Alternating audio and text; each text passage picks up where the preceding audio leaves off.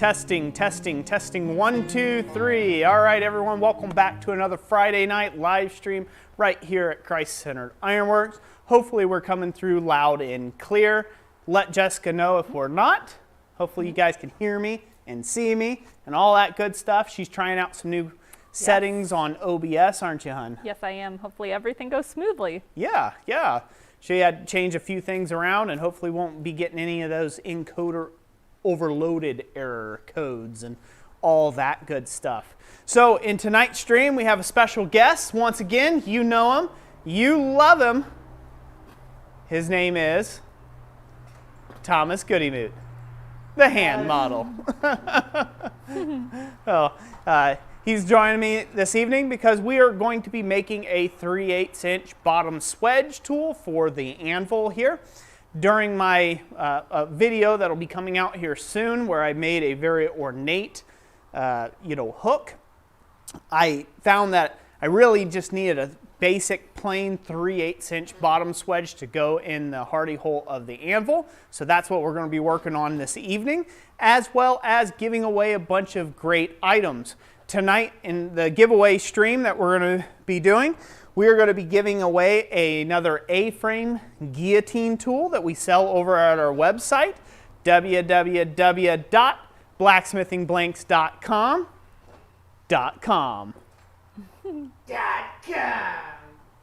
He missed his opportunity. That was a snail mail one. I'm trying to converse with the people. He'll get better before the end of the evening. So we'll be giving away one A-frame guillotine tool. We'll be giving away a spatula and ladle blank. We'll be giving away a flower blank set that has all of our flowers in it. We'll be giving away another 120-degree tool. Jessica's got a copper necklace pendant that she's made, which will be awesome. And I don't know if you got anything rolling off. I do. Yeah, I got. You've got some slideshows showing there. Cool. So she's going to be giving that away, as well as some of the coveted Year of the Forge stickers and the Blacksmith Flux sticker as well. The Christ-Centered Ironworks brand Blacksmithing Flux sticker. You got that on the screen, or? Nope. Do I need to go over here? Let's go to camera number 2. All right. I'll show that off right there. So we'll be giving away some of these as well in the stream this evening. So make sure you stick around, tell a friend, tell a buddy, all that good stuff. And then let's go back to camera number 2. Okay. Also, if you remember, a few streams ago, we made a new hardy tool for the anvil. I got that all cleaned up nice, and I'm using the new tool that me and Thomas made. And I'm going to be giving away my old hardy tool to one lucky person in this stream as well. So we'll be giving one of those away. Awesome, awesome, awesome. Back to the main cam. All right. How's that sound to everybody? Sounds good. You put that in your pipes and smoke them. Travis says it's got to be nice to not have snow in the shop. Yeah. I'll take it back, though, over this heat. I don't like heat. Hot is not my thing. So I can do cold all day long. It's So, not that huh? Said it's 70. It's not that hot. Are you standing by this, Forge? No. Yeah, 70's hot enough. Hot enough. I've been sweating. It's okay. I've been needing to lose 10, 20 pounds, so I'll probably lose that and sweat this year, so it'll be pretty good to go. So I got a piece of 1045. That's 1.5 inches, I believe, in dimension. 1.5 by 1.5 by 3 inches long of 1045. It's already heated up in the fire. And without further ado, with that, who do we have, Jess? I said my spew. Yes. We have Mark Grubb, Manga 12. Hello, hello. Hoghurst, Ben Toombs, Blue Ridge Bikes, Jackson Dino, Jeff Killian, to name a few. Hello, hello. Good to have you all. Dana. Dana, hello, hello. Crawford. And I should say Dana, it was Dana Maggiore, right? Yep. Correct. Dana Maggiore provides the sticker, so That's right. can't ask for better than that. Comment from Billy says, 7 months ago, I was gifted with becoming a first-time father to a beautiful little girl. It's become a dream to work from home so I can raise my daughter in the shop. I want this to fill my life. Very awesome. It sounds like you already have a filled life with that little girl of yours. So congratulations. Hopefully you can get to the place where you can work from home. Make sure to check out our whole Business of Blacksmithing playlist series that we have, where we go in a lot of detail on just doing just that, becoming a blacksmith, full-time blacksmith. Hopefully that'll be helpful to you. Manga 12, we are in Harrisville, Michigan, which is 30 minutes south of Alpena. Yep. Jackson Duno says, I'm total opposite. I used to work in a foundry. Used to work in the foundry, eh? Mm-hmm. Totally different kind of work. Still hot, though. Still hot. Really hot. Gary Graham says, what steel are you using? Is it 01? Nope, it's 1045. So, on hardy tools and things for the anvil, it's like top struck tools and things of that nature. I find it best not to go getting too fancy with the materials that are being used. Simple carbon steels work really well. You know, the tried and trues, the 5160s and 4140s of the world, they work really well as anvil tools. And a lot of times I don't even heat treat my tools. I leave them as forged after it's all said and done. Because whenever you're working with a striker, or maybe you're working with somebody who's new, who doesn't know what your tools are made of, there's a potential risk for chips or damage happening to your tools, you know, unrepairable damage if something snaps or breaks in use, right? So I try to keep everything to very simple carbon steels, like your 1045, you know, 1045s, 1030s, 1075s, 1060s, that sort of stuff. Mostly in my shop is either 1075 or it's you know, 1045 is most of my anvil hardy tools.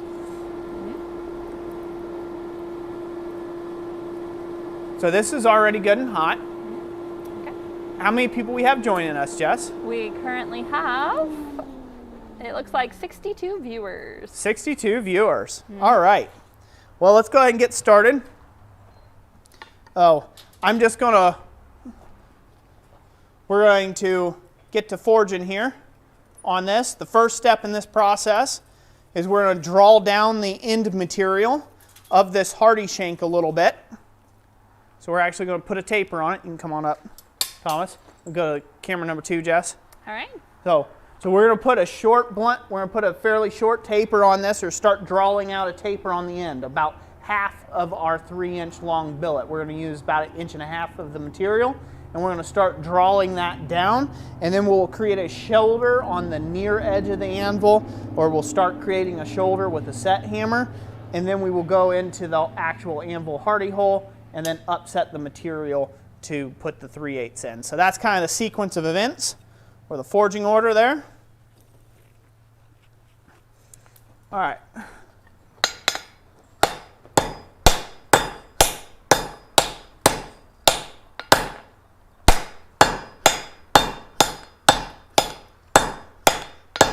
Hold up.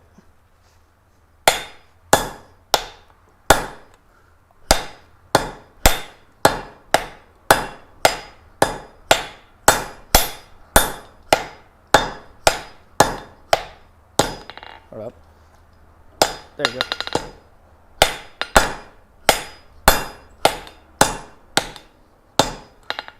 It's always hardest at first to get this established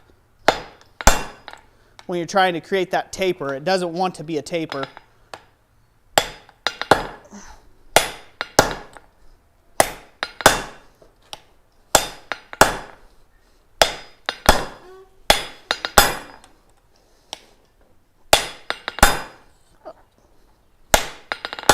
All right, we'll call that quits for right now. It looks hotter on camera, but it's already starting to cool down.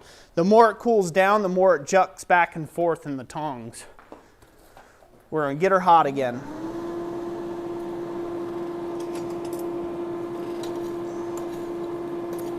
Bill Wool says, is it going to be 3/8 inch round or 3/8 square swedge? So it's going to be a 3/8 inch round swedge. What I need is that it's actually going to be 3/8 of an inch wide and hopefully driven a little deeper than 3/8. Just a little deeper than 3/8. And the reason for that being is I'm trying to protect a 3/8 inch roped beaded, once I've swedged out a beaded roping. So let's go to camera number 2 real quick, Jess. All right. So right now what I'm working with is I've got this collar tool here. Can they see that okay? Yep. Okay, I've got this collar tool here. It's got a 3/8 inch center, but it's an exact 3/8 inch to take and form a 3/8 inch bead, along with a set dimension for a collar. I've made this in videos in the past. This is a roping swedge, so this way I can forge a piece of bar stock down into this and create create roping on here. The problem is going back and forth between these two is when I go into this one, since it's already 3/8, this one's just shy of 3/8. When I go in here, it flattens out some of the work that I've done in this swedge here. So what we're making is a slightly deeper 3/8 inch diameter swedge, so this way it can protect and support the collar material while I'm forge welding. And that's its whole purpose. Obviously, you could go in and use it as a tool to make a bump or a ridge or something, but the whole purpose of the tool that I'm making is to support the collar material while I forge weld it on, to the hook or, to the decorative Baroque door knocker I'm working on, things like that. It'll protect all this fine detail roping stuff I've already done. Hopefully that makes sense. Robert Lannis asked if that was the swedge you used for your hook project. Yes, that's the swedge I used for my hook project. You can take and come in with a butcher on a raised vane like what I've done for my hook project, and you can butcher in on it and then planish it and make a nice roped bead across it. But making a roping swedge, something that already has the rope beat into the swedge, all you gotta do is drive your collar stock down into it and all your chasing work's done. So if you're gonna do a lot of roping, it's worth making a really nice roping swedge to create those beads of rope. So. JC says, great, more tools that I need to make. There's a never-ending plethora of tools to be made. Tabaka Maker says, I just rewatched your rope swedge video, Roy. Awesome. Hopefully it was informative. ID Wolverine says, howdy from North Idaho. Hello, hello. Good to have you. Question from Chris Kelly says, do you go through more left-handed gloves? I actually go through both pretty equally. I'm ambidextrous, so, and not all of my gloves are just meant for hot work. I try to keep them separate, like, okay, my hot work gloves I'm gonna just keep in this shop, but oftentimes I'll find myself, if I need to go grind something off real quick, I'll take my hot work gloves and go in over by the grinder, and sure enough, my right hand ends up getting, grabs a little of a belt and it rips a hole in them, or, who knows what, or I'll use it for welding and, catch one on fire, or it never fails, basically. And I end up ruining both gloves pretty equally. I used to just wear one glove, chuck the other one out, and as I found is, doesn't matter whether I wear one or two gloves, I end up wearing them out pretty quickly. The Bearded Wonder says, love your content. I've just taken up blacksmithing as a hobby and I love it so far. Awesome. So glad to have you as part of the forging craft and forging community. Definitely engage with everybody who is in the comment section. There's a lot of great people here on the channel. There's a lot of long-time subscribers that have been part of the channel for eons now, it feels like. And so, yeah, glad to have you. There's a big wealth of knowledge here on YouTube. What'd you pull from? Billy Nusser says, how did you get the rope texture like that? Well, I made a tool. So it's kind of one of those, you make a tool to make a tool to make another tool. Let me see if I can find that tool. May still have it over here. Come on, where'd you go? Actually, I didn't see it over there when I was looking for stuff today. I do not have the tool. So we can go to camera number 2 real quick, Jess, and that's All right. hot again, so we're going to end up forging on it. But let's go to camera 2. Can they see that okay? Yep. Can they see the roping? Uh-huh. So what I did here is I actually made a round, basically a round ball tool, like a round punch that was rounded and crowned on the end. And then I flattened that until I made basically an oval ball tool. So it's rounded on the end, domed, and it was round to begin with. And then I squatted that down until it was an oval that had a pleasing shape that I liked. Then I came in after I had started this groove with a 3/8 inch round fuller. I've got a whole video detailing the process on this. And then I came in with that tool and kicked it at a slight angle and drove in each one of those depressions all the way down. So went down the whole piece, making those depressions. Now that's just one way of doing this. That was the quickest way for me to come about making this, and so that's the route I chose. The other way of making it is to actually make up some sort of collar material, say a die, that has your roping perfectly chased into it and have it where it's maybe surface hardened, or make it out of some higher carbon material and then just beat it into a die like this. That's another option for doing it. But this, I did it by hand. With that, it leaves a little bit of variance. So there is some variance in this one, which isn't ideal if you want to do a really long piece, but it's good enough for my purposes because all I was going to use this for is for collars.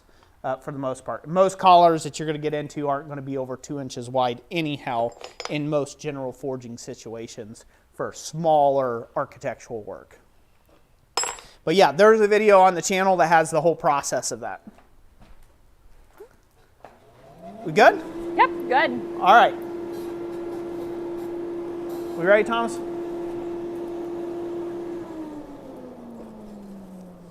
Yeah, camera number 2? Uh-huh. Okay.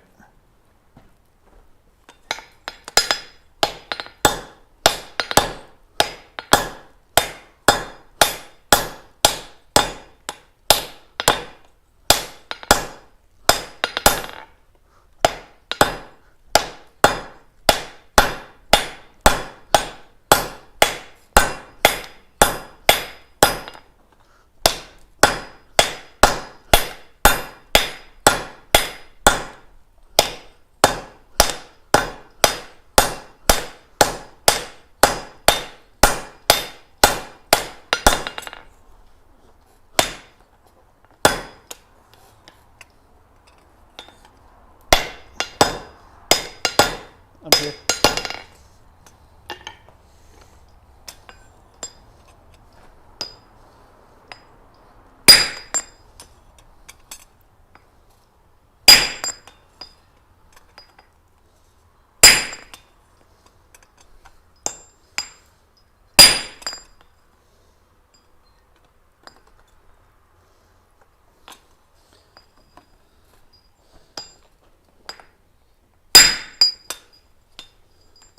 All right, that's good. Try to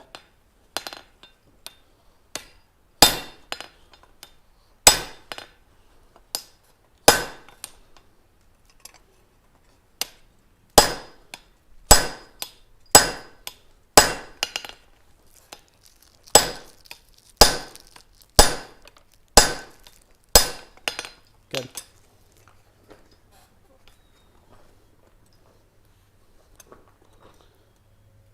Better, looking good. Now we just got to drive in our shoulders. That's coming right along. Blue Ridge Bikes says, are you guys ever going to make a rebar axe tutorial ever? I don't know about ever. Maybe never ever.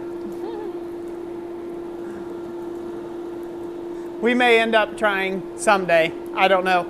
Axes and knives are not my thing, so I would be more interested in making more like a hewing axe Probably won't be from rebar, not enough material in it unless I got some ginormous piece somewhere.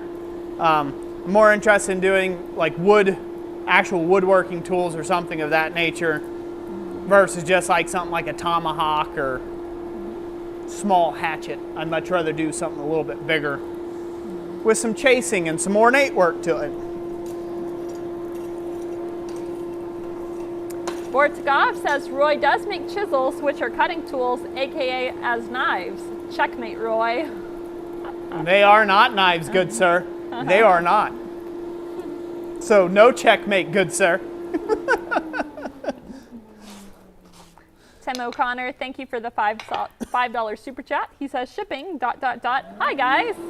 Hi, Tim. And thank you. Thank you for the shipping. Contributing to the shipping fund.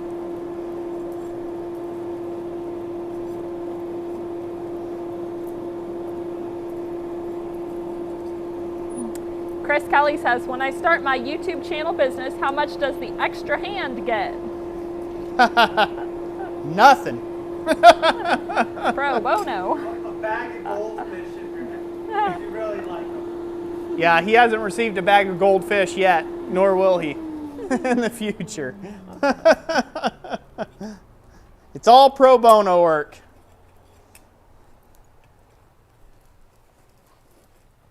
Gary Graham asked how many aprons you've gone through. Aprons? Let's see here. Not that many. I've only ever had one that's been completely kind of trash, whereas ratty, I didn't want to do it. That was my first apron. It was a Harbor Freight apron. It got really ratty and nasty and mouse het, and so I didn't, that only happened because I traded aprons. So I traded up to a different apron that I found somewhere on eBay, and you're looking at the remnants of that one now. It had a whole upper portion to it, and then so I turned it into a lap apron instead. And then let's see here, and then right about the time, it wasn't too long after that, I got another apron that is a full body apron that I had custom and has my shop logo on and everything, and it's a full bodied apron. Bought that, and then I'm on to my last style of apron now, and I still have that apron, and then I'm on my last style apron that you guys have seen, which is the fire chap. So I just chose to wear these today because it's a little cooler on the belly button. So yeah, so I've only ever really went through one apron, so to speak. I can still wear all of the aprons I wear. I call this my shop apron, so I just wear this like anywhere when I need to do welding or grinding or just something. I can just throw it on and snap it in real quick. I don't have to worry about it. I keep my other apron for demonstrations, teaching, anytime I do a lot of forge welding in the shop, because it helps protect the whole belly button region from catching a hot ember. And yeah, that's what I use that one for. So I keep it for those type things. We're not doing forge welding today, so we should be all right. We good? Yes, we are. We ready, Thomas? Yep. This is good and hot. And you guys can thank Rob Huff for this wonderful forge blower that he provided to us. Go to camera number 2, Jess. Yep, we're there. Got on.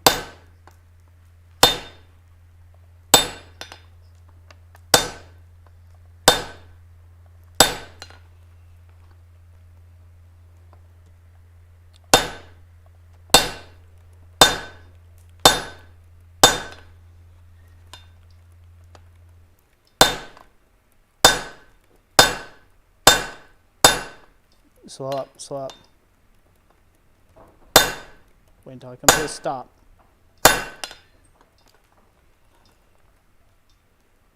Pretty good in that direction. Okay.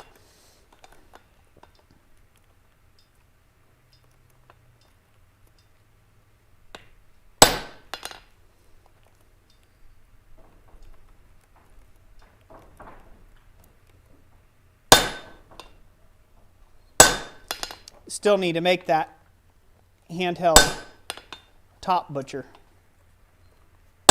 Top set, that would be super handy.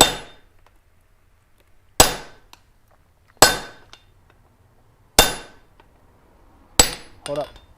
Let me get set, bud. There you go. Guy goes back to work for a month and jeez, hard to find good help these days. I know. I'm just used to hammering on rock.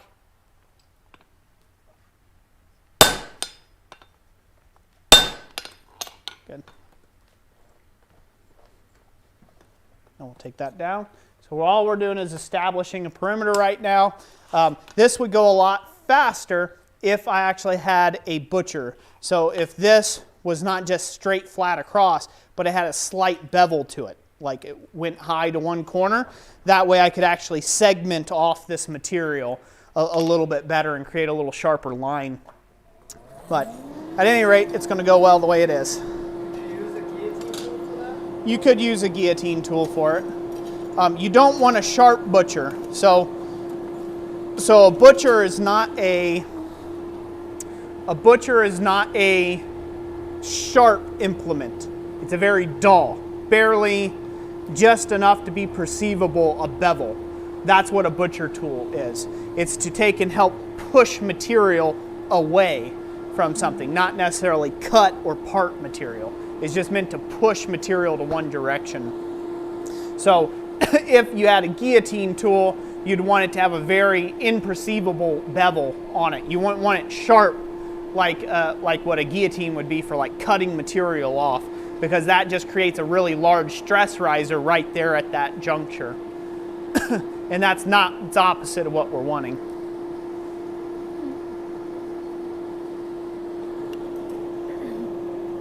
Mad Mr. Fox says, do you have a monkey tool for the shoulder? And hi. Do you have a monkey tool for the shoulder? Yeah, the anvil hole. That's the monkey tool. So when we go to upset this material down and make a larger block out of it, the bottom of the anvil's hardy hole becomes the monkey tool for that shoulder. Now, if you needed to get something, and I've seen this done before, if you needed to get something with a lot of expression, what you would do is you would butcher in, like if you needed to create a really big shoulder, and I do mean like a really big shoulder, something where it's got a nice swoop up to the piece, where you've got a good 3/8 inch or 1/2 inch shoulder on it. What you'd want to do is you'd want to draw down a tenon on it, and it would be blocky and it might be choppy or whatever. And then you come in with a butcher tool and you actually butcher in the material and spread it out like this from underneath. And you don't actually use this. You would probably lock it up in the vise, and you would come in with a butcher tool and hammer right down alongside of that hardy stem and push and flay that material out pre and advance of dressing it up at the anvil before you upset material, because it would give you an additional, it just gives you just that additional benefit of having that much more material sticking out there, that then as you squat material down, it becomes more of a pyramid shape to your piece. And depending on what you're working on, whether it be a big, depending on how big of a tool it needs to be, like a steak anvil, if you will, you really want to take and have a really nice shoulder that thing sits on. You don't want it to be sitting on just a tiny little 1/4 inch edge that'll suck down into the anvil. So, all right, this is good and hot again. All right.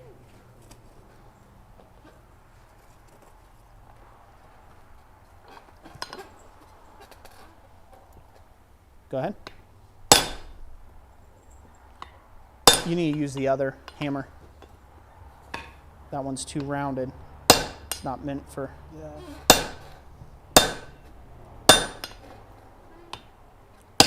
Hold up. Let me get set. We're working on the shoulder. We got time.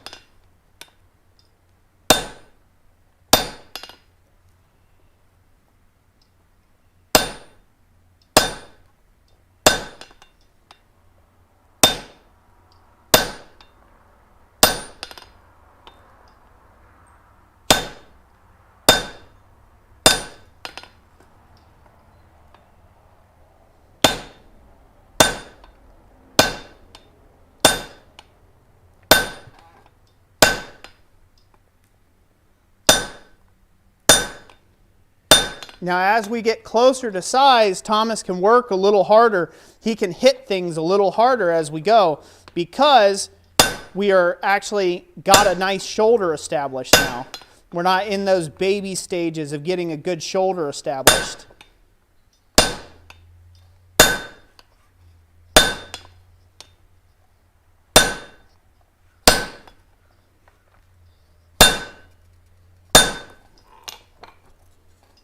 There we go. Perfect. So that'll be able to go down in there just fine. And now we can upset that and make that a really nice looking block. Before we do that though, before we start upsetting this, we're going to learn from past failures and mistakes. And we are going to chamfer this piece first and foremost before we start upsetting it. Because we want to take and create a small pyramid on this, so this way the material goes out and flows nice and evenly versus trying to wail on it now and then it just kind of flares out. So this is going to have a tendency to want to flare out this direction, and the bottom is going to want to flare and leave a hollow space in the center. We don't want that, so we're going to go ahead and dress this to begin with to kind of a point, drive it down, and as this spreads back out, it'll meet back up to nice and square. Hopefully that makes sense. Mm-hmm. And of course, our Hardy tool shank length is going to get a little longer during this process of squatting this down to final dimension. All right. A couple of questions going on in the chat about the use of charcoal. Chris Kelly says, have you ever used wood charcoal? Any tips? I'm thinking my suburban neighbors will be less annoyed by coal smoke. Yes, I have used wood charcoal before. My main experience with wood charcoal has been at Tom Latney's house. And Tom Latney uses basically only charcoal. That's all he uses is hardwood charcoal. And basically his own homemade charcoal and an actual hardwood charcoal that you can buy at the store. My experience with it is you don't need a ton of air to keep it going, so that's nice. Any decent sized hand crank blower or bellows is going to be perfect for keeping it hot. Think about like blowing on campfire embers. You know, you can get them pretty hot with just your own lungs, and we can't push out that much air as human beings. And fire. Fire, fire, fire. It is a fire hazard to burn that inside. And the reason why is it puts off these things called fire fleas. And they're all the ash and, you know, little bits and pieces of it having moisture stuck inside that charcoal and popping off. The little tiny fire fleas that'll come up off the top of it. You don't really see a whole lot here. You might see a few sparks or a few occasional cinders that get caught here. But those cinders that come off of charcoal will light your place on. They go everywhere. So whenever I worked with Tom, every evening we did a fire check. We had to go around and make sure there was no smoldering, none of those fire fleas got over behind his workbenches or anything like that. And so if you're in a tin building, a steel shed, it won't matter. But if you're inside somewhere like this building is, it would matter because it's a wooden building and you would have to watch to make sure of those. With air blasts like this, I'd have fire fleas clear 30 feet up in the air. So that's the only downside to using charcoal. So you don't need a lot of air. Downside is that it's more of a fire hazard than coke or coal. And then I would say the only other downside to charcoal is the fact of the consumption rate. You are going to use a lot of it, and your material generally won't be as hot while forging. So if you can live with those, it's a much better option if you're in town, if you're in the city. You know, like somebody must be barbecuing, you know. Plus side, if you make up a little grill that you can put over your forge while using your charcoal, bam, you can have some steaks. Or some brats. That's good stuff. That'd be good eating. then you're gonna have the whole neighborhood in your backyard. Let's put a little taper on this, Thomas. We're ready. Go to camera 2. Yep. There. Okay. So, gonna put a short taper on that.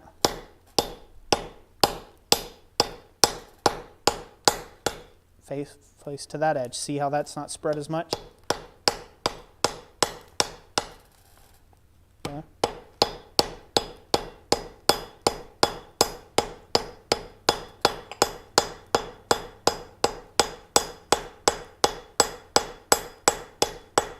Well, keep going. You can go a little harder.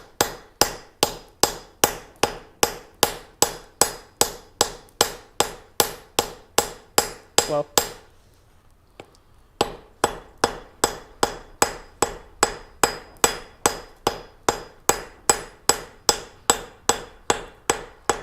All right, that's good. Okay.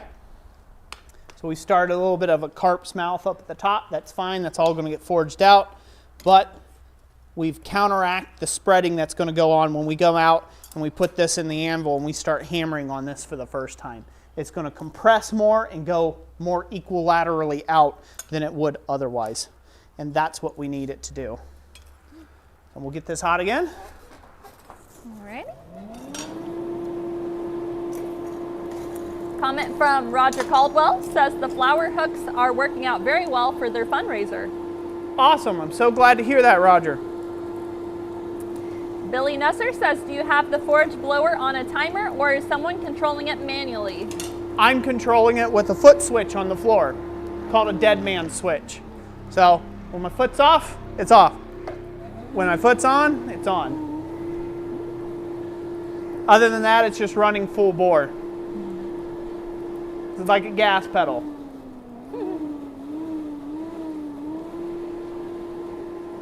Kind of like the old Chevy in the morning, gotta get it working. Question from David Reednor says, question about the treadle hammer kit. It will be a few months before I can order it. If you sell the 30 you made, are you planning on restocking them? The treadle hammer kit is going to be something that I offer into the future. Hopefully, that's the plan anyhow. I'm going to be offering those going forward into the future. Right now, well, we've sold 4 so far, and we had a total of 14 cut. And so we've only ever sold 4, so there's still 10 left and available of the first batch run. I decided to save my plate. I kind of posted around about it a couple times. Didn't seem like anybody was having any takers, and I was like, ugh. Well, I bought bulk and all this money went out on those, so I was like, I better cool my jets and only cut a certain amount of them just in case I had to pivot. You know, whenever you offer something like that, there's always that kind of mentality that goes around like, oh, I'll just make my own or whatever. I'll save myself the money, and you give them the idea, but not necessarily they don't want the they don't actually want the item. So they're like, hey, cool story, bro. Thanks for the concept. I'll go make one of these now. Yeah, so I plan on offering those into the future. I get a lot of questions. This is a good point for me to answer this real quick. So can they see that in the background, or am I just holding some random object up in space? Yeah, They can see it all right? Mm-hmm. Okay, so I get a lot of questions if I'm going to offer like the plans or the designs to actually just go have this cut or fabricated somewhere else. And as of right now, I'm not. I designed this as a product, a fully fleshed out product that has all of everything you need in order to put it together in your garage with 2 wrenches and 1 drill bit and 1 2x4. So I tried to whittle this thing down to where, it was a fully fleshed out design, and I'm not answering 1.5 billion emails of what spring did you use and what bolt do I need to have, and I got too much of that with my other designs of power hammers and treadle hammers and stuff, and constantly answering emails and creating FAQ pages and things like that, that I just wanted a fully fleshed out design and product that is very reasonably priced, you know, and get that and just be able to ship that out straight as a product. So it's kind of like asking Elon Musk to give you his, you know, all of his drawings on his Teslas, right? Or something like that. It's a product. It's a fully fleshed out product. This is going to have a drop in. I already have a working model. It's working. What I need to do is I need to have the capital. I'm waiting until I sell enough treadle kits to have enough capital in that I can move on to the next phase, which is the drop-in air cylinder. Because in order for me to take and make that even remotely in this hemisphere, as far as being cost effective, I need to be able to buy them in bulk. I need to be able to buy the air cylinders in bulk. So I already got a working prototype to turn this into an actual air treadle hammer. So it'll actually, basically an air power hammer or an air assisted treadle hammer, and it will be able to be pinned just directly back in. So you'll basically take off a linkage, the chain, that's part of the foot treadle, lock the foot treadle down, and drop in a fully assembled air kit. So I'll have it all plumbed, the whole bit, and all you have to do is bolt it in 2 places.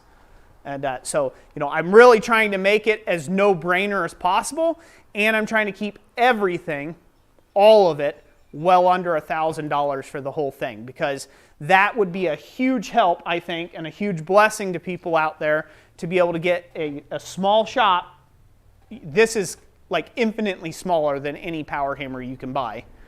Small footprint for a small guy shop in his garage, provide power, have a power hammer. How cool would that be? And then as far as air things, I'll have to see on the air cylinder what I can get so I can give it an exact amount. People ask, well, how big of an air compressor will you need? My hope is to get it to where it can run off of a pancake air compressor. So that's the goal. That's the goal right now, is to get it down to where you can just run it off of a pancake air compressor. So Dylan Rose says, would you make a smaller version for silversmithing? A smaller version of these for silversmithing? So the great thing about this design is it's completely adaptable to whatever you want. Like right now, I have it's a 12-pound sledgehammer head that's in it on a full length, 3-foot long hammer handle. So this is actually a fiberglass one from Harbor Freight. You can buy this hammer over at Harbor Freight. It bolts together, and you could cut this handle way down to where the hammerhead sits right on top of the bracket. So you could make it to where it's really short, where it's just got this really short action. Or you can change out this to be a 6-pounder or an 8-pounder or a 4-pounder even, if you can find a 4-pound sledge out there. They're out there, they're rare. But you can put this as a much smaller hammerhead, and you can just bolt it in, you know, and go that way. So I made it for its versatility in a small shop. So you most certainly could do silversmithing with it. Good. And yes, Manga, you can put a bigger hammer in it too. Yep, you can put a bigger hammer into it as well. The spring I am using is a trampoline spring, and so I even made that to where it's a no-brainer. If you broke a spring, or if you need to go find more springs, or say you want to put a 25-pounder head in there or a 35-pound sledgehammer head in there, you can do it. And I made the kit out of 1/4-inch plate, so it's strong. You can park a truck on this thing. It's not going to break it, not going to bend it. It's going to be good to go. So you can go all the way up to probably a 35-pound head in this thing just fine. Full-length handle. You'll just have to add probably one more tramp spring to it, one more trampoline spring. Billy, to answer your question, when will we have those for sale? They currently are for sale at our website, www.blacksmithingblanks.com, and you will find them under the tooling section. Yep. And I'll answer some more questions about that here in a second, but this metal's hot. All right. So it doesn't turn into a big sales ad for myself, although I don't care. It's whatever it takes, you know. I want to keep progressing this thing into the future. We but don't need that to turn into this? Yeah, we don't need that to turn into that. Ugh.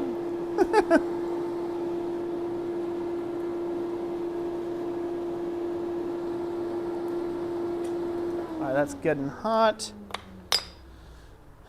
Hand me my 3-pounder there. No, straight peen. Straight peen. My fancy one. There you go. Okay. Well, I did hand you a 3-pounder. Yeah. All right, we can go to the anvil cam, Jess? Yep. Okay. There? Uh-huh. All right.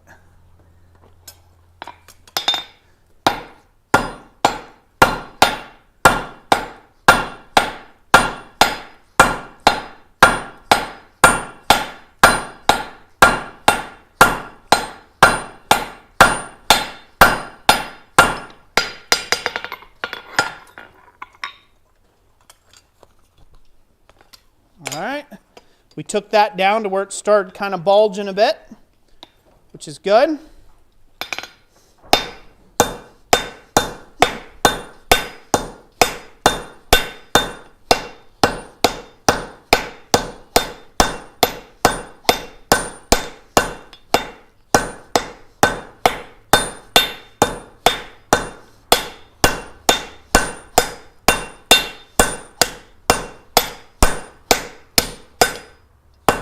You hit over here. Got it. Hit right here.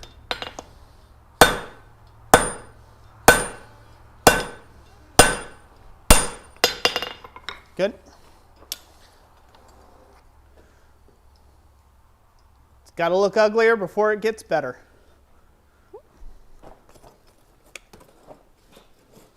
So what's my story then, Mark? You're still on your road to perfection. If anybody's ever met me in person or online, you'll know I'm a very quick-witted individual. So don't ask questions you don't want the answers to. Hoghurst says, if you had to choose between a press or a power hammer, which would it be? If I had to choose, I was stuck on a deserted island with only one for the rest of my life, power hammer.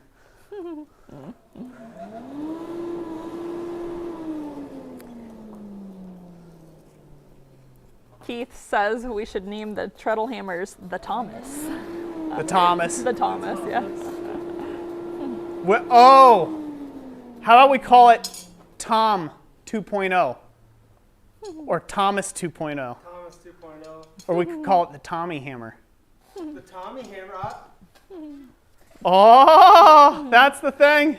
As many people might know, I'm not a big fan of being called Tommy, but if that thing got called Tommy 2.0, I'd be perfectly fine with that. Some might say he might even be proud. Real proud like. Real proud like. What we got going on, babe? Devaka says, how's the Jeep? She's still napping. Yeah, she's napping. She's up on sticks still. I bought a new to me truck, and so she's been relegated to Roy will get to sometime this summer activities. So, or might go to the boneyard. I'm not sure. Probably won't go to the boneyard, but we'll see. Still having electrical issues as of right now.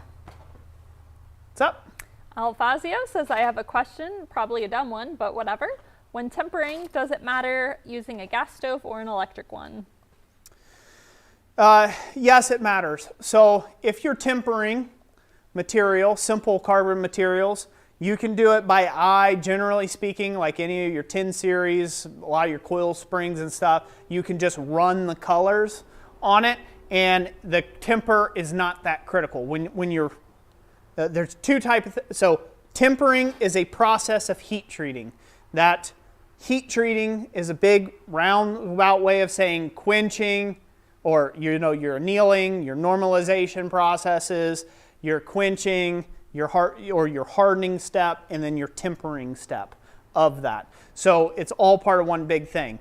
So the tempering process itself, which is drawing the brittleness out of it, as some people like to call it. There's all sorts of scientific things that you can get into. I don't care. I'm just doing a simple blacksmith explanation. It depends on the material that you're working with. If you're working with something like an air hardening tool steel, you can't do it in, you just can't do it in a coal or a gas forge. You can't do that. You need something with precise. You can quench it. You can bring it up to to its critical temperature, but you cannot temper it without a proper heat treating oven or kiln. So that's hopefully that helpful to you. So something that's more elaborate, some of the more elaborate steels and fussy and high alloy content steels, they require very special thermal cycling and certain points that you're supposed to hit and metrics for the actual heat treat and for the temper and for sustained time at temperature. So it may be 550 degrees, but it needs to be 550 degrees for 17 hours on it. Versus you can't do that in a coal or a gas forge. So that's why I'm a big fan and I'm a big advocate for people starting out blacksmithing to focus on your simple carbon steels and stick with that for a while you're learning tool making and you're learning heat treatment. It's just, it takes a lot of the guesswork out for you. Everything else you want to know about anything, you know, don't ask me for H13, don't ask me for the specs on S7 or any. I have a book for that. I go to a book that has a manual that says exactly what it needs to be, and I follow that by the letter. So, you know, most steels, you can do a quick Google search and find out exactly what the quenchant medium needs to be. You can find out exactly what temperature you need to temper it at to achieve certain characteristics of that steel. We live in a wonderful modern time that has that for you. But I recommend beginners to just start with basic carbon steels. Keys Flake says, when will you use the fly press instead of a treadle hammer? Just noticed the two standing next to each other. So, when will I use the fly press instead of the treadle hammer? Yep. I haven't given it any thought. The fly press is a completely different tool than the treadle hammer. So, I've been playing with the treadle hammer, having fun, making hooks and stuff and texture and things like that, you know, doing chasing operations, doing little chasing tool operations and stuff under the treadle hammer because it's so much like having somebody come in and just giving you a little hammer blow, right? A little whacking hammer blow. The fly press, you can't beat it for straightening things or bending things or punching things, punching holes in things. So it's going to be, it's great for that. It has its own kind of uses and things in my shop. The treadle hammer, when Thomas isn't around, so the Tommy hammer here, as we may just call it, it is nicer to use when I need to put a top tool under it or something like that, something handheld like having a striker. So I've just begun to start using it in the shop. I really set it up here. I don't know if this will be its final location yet or not. I set it up here so this way I could demonstrate its features, things of that nature, and how it works. And I like it. I actually like it a lot. I've got the air cylinder already made up for it, and not the one, I've got my prototype air cylinder, not the one that'll actually become one of the kits, but I'm going to end up putting that in it at some point. Just because, why even have to use your foot when you can just press on a little air pedal and Use your toe. Yeah, use your toe. I don't have to sweat. I don't have to work for a living. What are we talking about? All right. Somebody said Thomas the Treadle Hammer would be a good name for a children's book. Yeah, Thomas the Treadle Hammer. A tinka tinka, woo woo.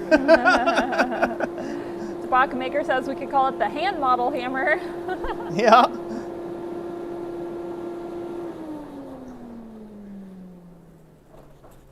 All right, we're gonna go ahead and clean up these sides Okay. a bit more. Got the anvil, Jess? All right.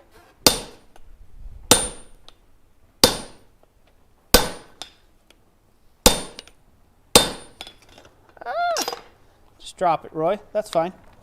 We don't need it to be perfect. Need a little drop forge in our lives.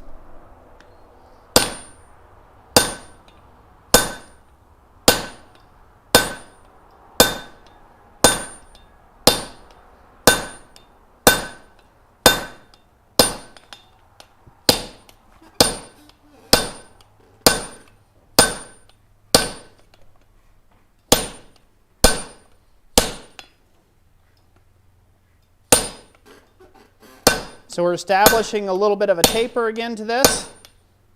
I'm just using the set hammer to be more controlled.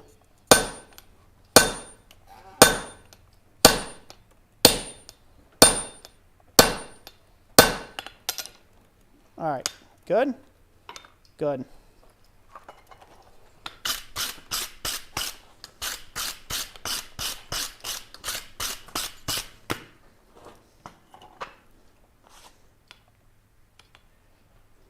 Stephen Watkins, thank you for the $5 super chat.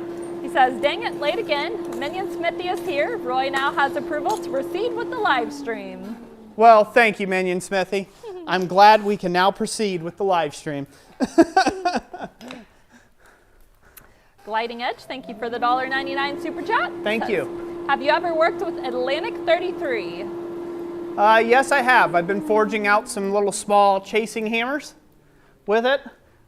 Played around with that just a little bit, and yeah, so far I like it. It's pretty soft to hammer on. It's not very hard. Of course, this is small stuff. Not a big fan of its shape, but that's just part of it. If you don't like its shape, you can forge all that out, make it go away.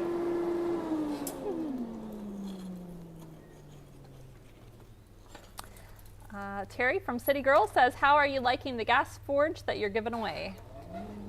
Like it pretty good.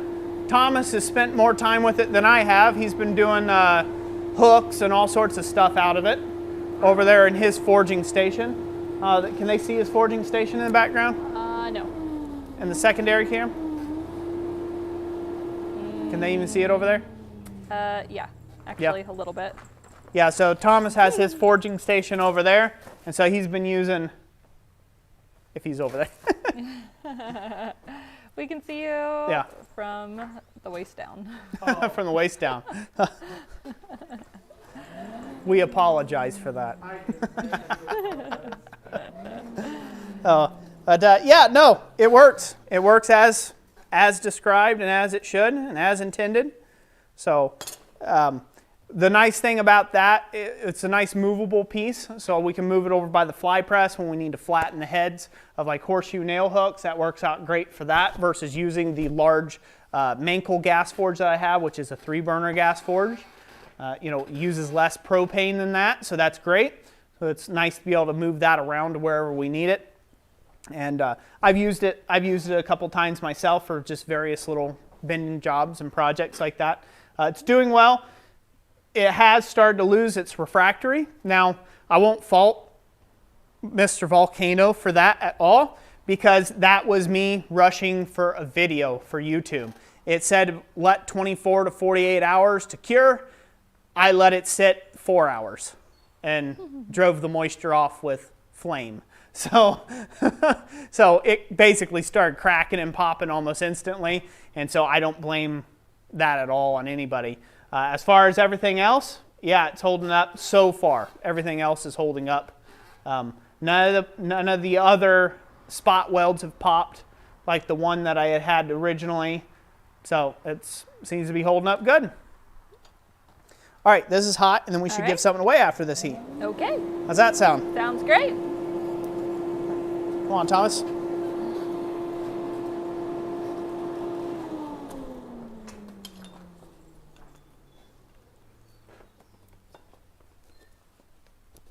Make sure it's in the right direction. Okay.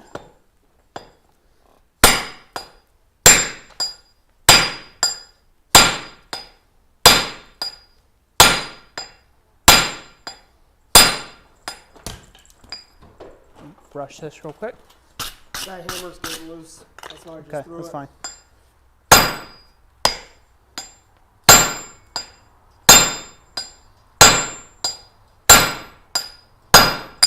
Good.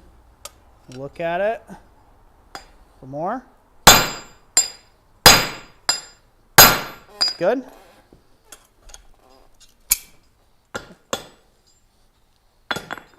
Should be good. Pull that out. We're down to roughly the height that we want. So now we got to put the flatter here. I'll try to square this up a little bit.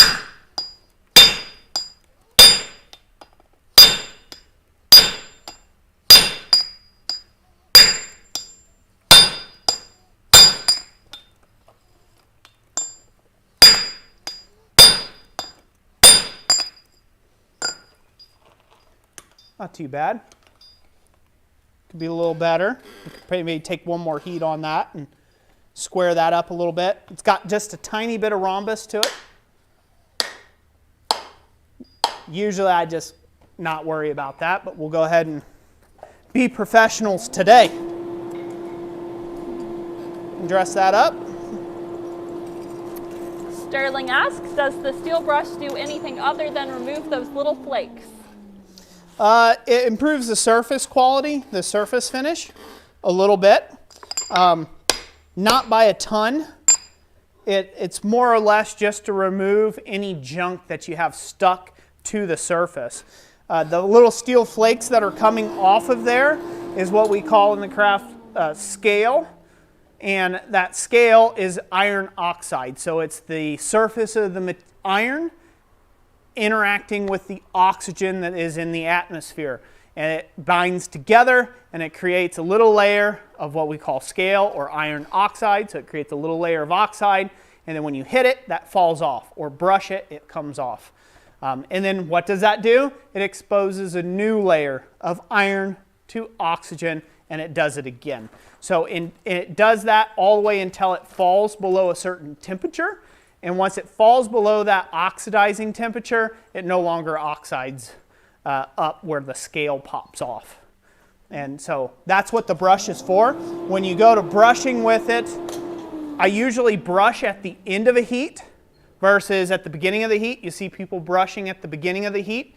That's completely a waste of time unless you have something stuck to it. Sometimes clinker and bits of material and stuff that's not coke or not coal jumps up from the bottom of the fire and beds itself onto the surface of the material, and if you beat that into it, it'll leave pits in your material after it's all said and done. So every now and then, if it's got some junk on it, you might see me brush before we start working on it, but most of the time I brush at the end of the heat to see where I need to be. Because there's no point in brushing it while it's still producing more and more oxides. Chris Kelly says, does the Thomas 2.0 hammer work in Canada? Does the what? Thomas 2.0 hammer work in Canada. It does work in Canada if you want to take and buy it and have it brought to Canada. Oh. I don't know if we have an international option as of yet. If it's something where you want to take and purchase it and you live out of country, I'm happy to ship it anywhere in the world. But the cost of doing so could be quite high. So get with us and we'll figure out what we can do on the shipping.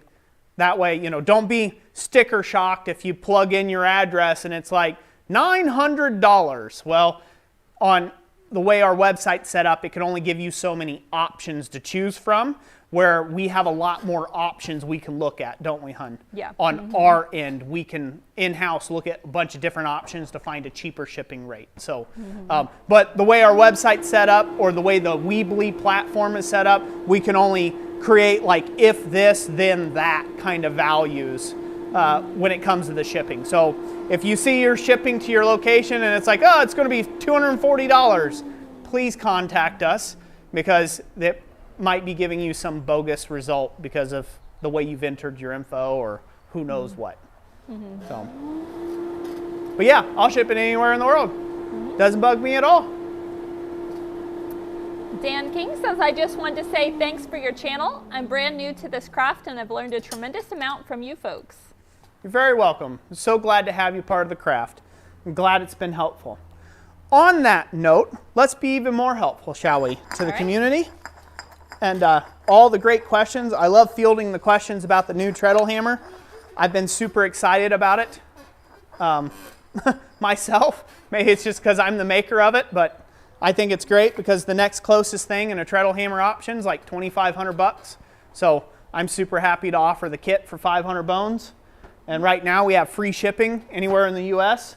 And you know, so it's even cheaper yet. And for channel members, they can get up to 50% off if you're at a high enough channel member rate. So got to take advantage of that. Basically, I'm shipping it to, basically it's free at that point. The 50% off. I'm losing money at that one, but that's how we are. Ulf Peterson, thank you for the 500 knock. Says, long time no see. Hope you are all good. Woohoo! Thank you, Ulf. It has been a very long time no see. Thank you for being here. Thank you for that super chat, brother. God bless you. All right, we ready? We are. Let's give some stuff away, eh? All right. All right. Camera number 2, Jess. Dookie. So the first thing that we're going to do is we're going to give away this spatula and ladle blank set. We're going to go ahead and give one of these away to one of you lucky individuals. All you have to do to get entered to win is comment down below. Say spatula and blank. Have spatula and ladle in your comment. That's it. And then we will select one name at random from the comment section, and that name who we draw has 24 hours to get with us, and we will get this shipped out to you pronto. Pretty simple, huh? That is correct. And they have to get through the contact email in the description. Isn't that right, Jess? Yes. All right, we can go to the main cam. All right. Okay. All right, we're going to go ahead and rock and roll here. I'm going to use the lighter hammer for that. So when I'm done hammer rolling here, Jessica's going to pick one name at random. Are they all commenting? Yes. Are they excited? Yep. We're up to speed? Yep. We are. 3, 2, 1.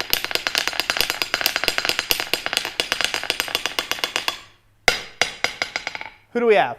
All right. We landed on Kyle Soyster with spatula and ladle. Kyle Soyster, congratulations. You got the spatula and ladle set. Get with us through the contact email in the description, and we will get that shipped out to you pronto. All right, let's give away some more stuff. So the next thing we're going to give away is we're going to give away this flower bundle. We can go camera number 2, Jess, real quick. All right. When you're ready. I'm there. You're there already? Okay, so we're going to give away this flower blank set. So it comes with one rose blank, one 3-petal rose blank set. It comes with one trillium blank, one calla lily blank, one iris blank, one daisy blank set,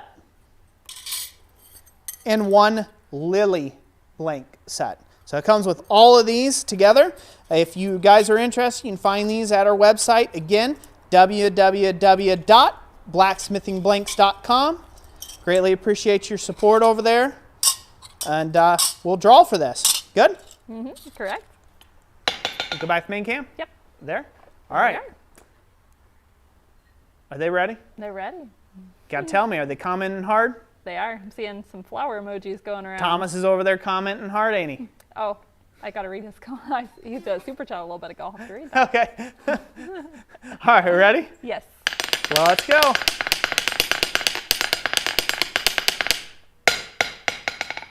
Who do we have? All right, James Anderson with flower blanks. James Anderson. Congratulations. You are the winner of the flower blank set. Oh, or bundle, or however we want to call it. Get with us through that contact email in the description. All right, next thing we're going to give away. We're going to give away this 120-degree tool. Are we with the camera number 2? Yep. So this 120-degree tool is something that I've came up with. I'm sure somebody else has come up with something similar at some point in time. But basically, what I made this for was to lay out on trivets for trivet legs. And all these slots are perfectly 120 degrees of each other, as well as that hole is perfectly centered of this 6-inch, 120-degree tool. So what you do is you just lay this on whatever you need to lay out, find your center point, scribe your 3 lines out, and there you go. You got your perfect leg positions for tri-legged items. You can scale this up. We have a 12-inch one over our website. We've given those away before as well, where it's 12 inches in diameter. And you can put your initial layout marks with this and then put rulers down or straight edges and draw it out to infinity or as long as you like it to be able to lay out table legs and things like that and get a perfect spacing. So we're going to go ahead and give one of these away. All right. And once I'm done ringing, we're going to pick somebody.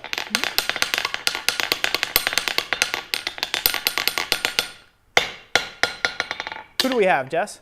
All right, we landed on Jeff Killian with 120-degree tool. Jeff Killian, congratulations. You're the winner of the 120-degree tool. Get with us, contact email, you know the deal, in the description. Thomas sent a $5 super chat that says, for the branding of the Tommy Treadle, LOL, and to help with all the shipping. Love all you people. Thank you. Thank you, Thomas. Greatly appreciate that. Oh, I should be talking there. Thank you, Thomas Goodymoot. You're a swell fella. You really are. That's not how you win my affection, Roy. I'm just not, I just won't make eye contact with him the rest of the thing. We'll pretend he's not here and he's only on YouTube. How's that sound? We'll start confusing people all out. They're like, who is this guy he's having helping with? He's yelling at the camera to Thomas. All right, we want to give another thing away? Sure.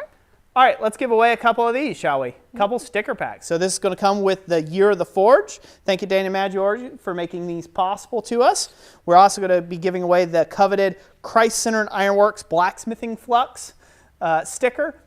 This will fit conveniently on any 20 Mule Team Borax box. So you can have your own special branded thing. It's funny, if you guys aren't in on the gag, I'm not a big fan of using a ton of flux in the shop, so I've been known as the anti-fluxing YouTube Smith as the running gag. But it says, caution may cause excessive irritation to Roy Adams on there. So if you guys want to get in on this, we're going to draw 2 separate names right now, all right? All right. Go to the main cam. Ready? Here we go.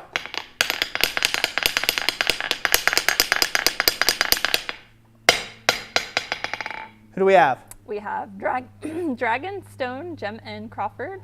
Sorry, I messed that up. Crawford. Sticker me, please. Mr. Crawford of Dragonstone, Yeah, Gem, and Ironworks. And Ironworks. Yes. Congratulations. You have got some stickers. Get with us. You know the deal. You know the deal. I won't even say it. You know it already. All right. We ready? Yeah. Let's draw another name. All right. Who do we have, Jess? If it ain't broke, sticker. If it ain't broke, sticker. Congratulations. If it ain't broke, get with us through the contact email down in the description, and we'll get that sticker shipped out to you. First thing on Monday morning. See, to answer a question from a little earlier, Kathy Bradbury asked how long you've been working in metal. Who? Kathy Bradbury. Kathy Uh-huh. Radberry? Bradbury. Bradbury. I have been working in smithing for 14 years. So coming up on in July, basically. I've been smithing for 14 years, and I've been working in metal since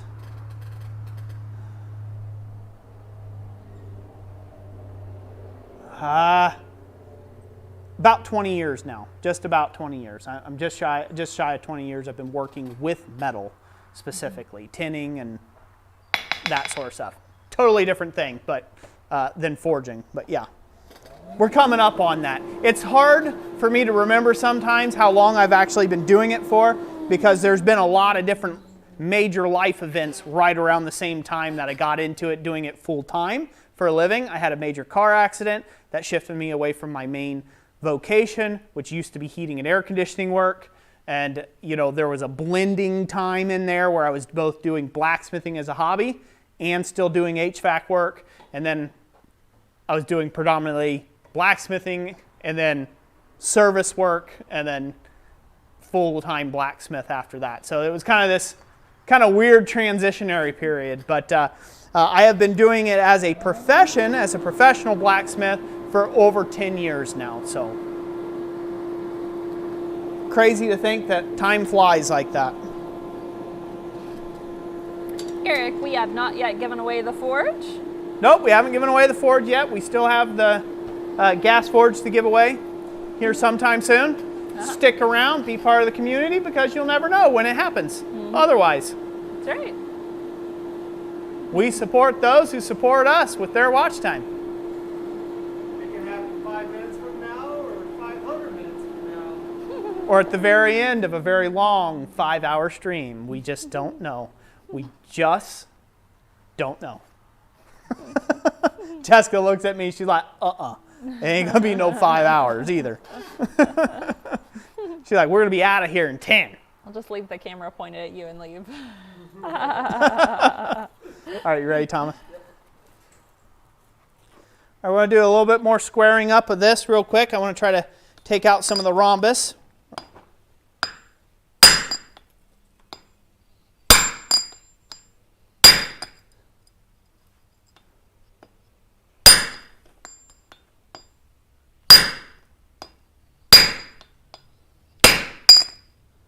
So what I'm doing to take out the rhombus, and I should probably do a video on this because it would really help a lot of you folks out there.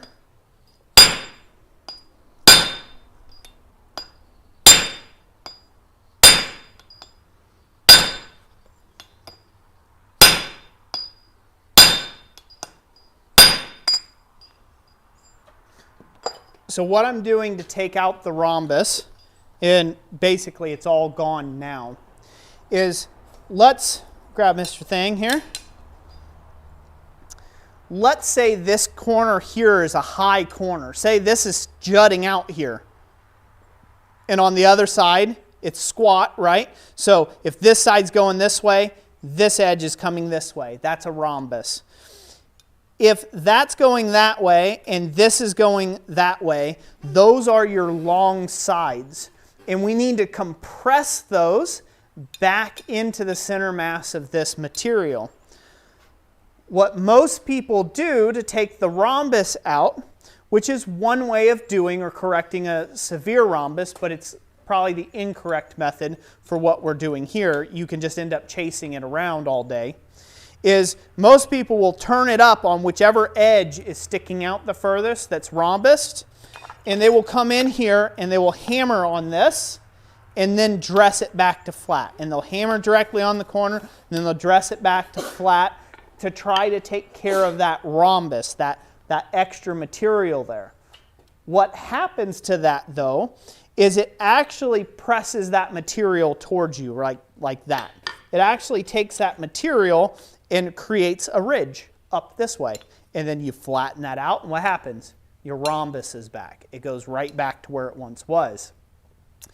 What you have to do is you need to take and work this like as if you were in squaring dies to square it back up. So that means you only need to work these two surfaces right by that corner. Hopefully everybody's got time for me to explain this out well. If you don't want to stick around for it, then, well, you'll miss out on great education here.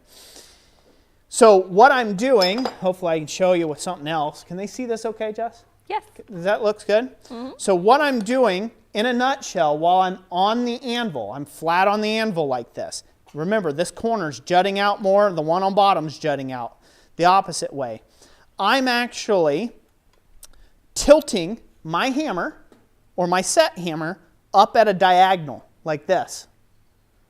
And then I'm turning it, and I'm tilting my hammer at a diagonal, like so.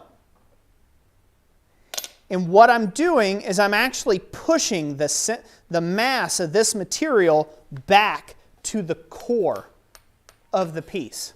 I'm filling out that core. It's pushing that material. I need a whiteboard to show this how it goes in actual reality. But basically, without having a V-swedge, I'm coming in here and pushing down on both these sides and pushing that material back to the metal, back to the middle of the piece and into the core of the piece. And then I flip it over and I do the other side the same way, like so and like so. And by doing that and then flattening it off, I end up with a square piece again. Hopefully that makes sense. I know I'm probably, is everybody getting it, or is people finding that valuable? Yeah. I'd be better off probably writing it, showing it on how it works with a whiteboard or something like that. But basically what we're doing, if you just hammer it this way, the material has a tendency to just squash out. Your corners are going to get displaced. They're not going to want to go this way. They're not going to want to go that way because you're not striking through the piece in those angles. You're just striking straight down. And so you're displacing the material forward and aft. And that is bad. So when you go to flatten that back down, you end up with that rhombus again. You actually didn't make the rhombus go away because all that material is still there. You need to push the material through here, and you need to push the material through here to get that material to heave up back here in the center of the piece where it belongs. Hopefully that makes sense. That's how you get rid of rhombuses the fast way. Blackbird Ironworks says, good explanation, Roy. Thank you. Alfazio says, I need all the information I can get, LOL. Well, good. Troy, howdy, howdy.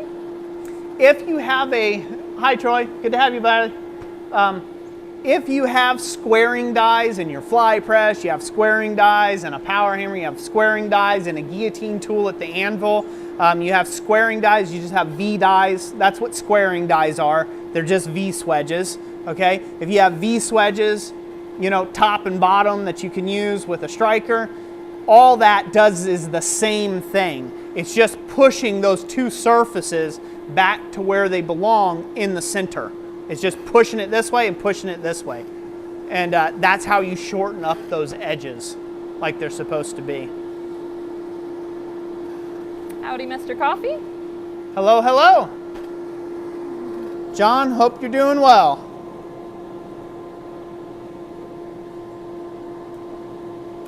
Sterling says, what's the biggest injury you've received from accidents in your time smithing? Nothing too critical for actual smithing.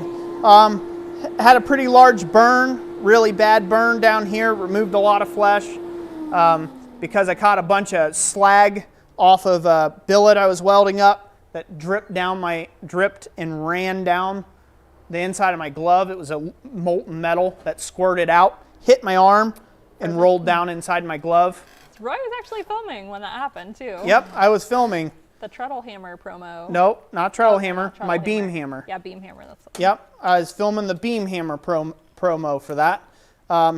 That's probably the worst burn I've ever had while smithing so far. Cuts, you know, but that's kind of par for the course. Like, I've gotten cuts before. What was the one recent that I had a tetanus shot for? I had something real bad. I don't know. I just thought that was the doctor. Like, you work with rusty metal all the time? Okay, you're long overdue for tetanus shot. Yeah, I can't remember. Maybe that's the one. Brain damage. I've had brain damage. I can't remember anymore what I've done. maybe that's the worst injury. Yeah, no, that's basically it. I really have not. I've been very fortunate, and I'm very particular about safety in the shop. So I'm kind of, you know, there's guys, they'll get in the shop and they'll play around and they'll goof and horse, and I don't do that. This is a business, and I treat it as such, and I want to have all my fingers and toes and eyeballs and ears and all that when I'm 80 years old for my wife and kids. So yeah, so I don't play around in the shop. I take everything super seriously. Dana, thank you for the $20 super chat. Says thanks for everything you do. Thank you so much, Dana. I greatly appreciate that. You're very, very welcome. Blackbird Ironworks says, I sat on hot tongs. That was fun. That's pretty hot. Sitting on hot tongs. Mm-hmm. All right, we ready, Thomas? Let's go. We're going to dress this down.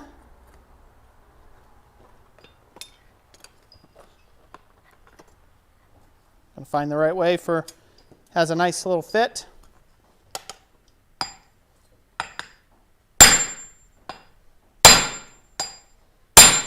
Well, a little more. Just go just a little more. All right, that's good. Okay. All right, now we'll see how bad Thomas makes my wrist break. All right, so now we're going to go ahead and hit it.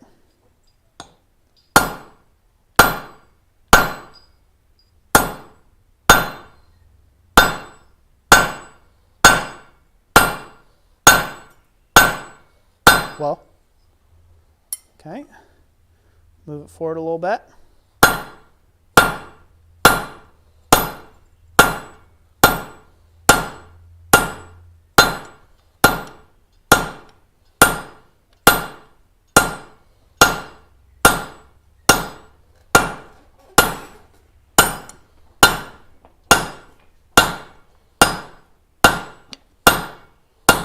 Well, all right, we got a good amount started. Not quite centralized, so I might have to bring it over a little bit with a fuller, but not too bad, not too shabby. I'll end up bringing this over with a fuller. Should be good, because we didn't get it quite centered. So I'll actually come in with a fuller and I'll push it over before we go any further with it. So I'll actually push it to get it a bit more centralized and then drive the bar a little deeper. Look good? Yes. Dan King says, do you ever do classes? And I do. I actually have a slideshow for that. I actually have a class coming up in Goshen, Ohio.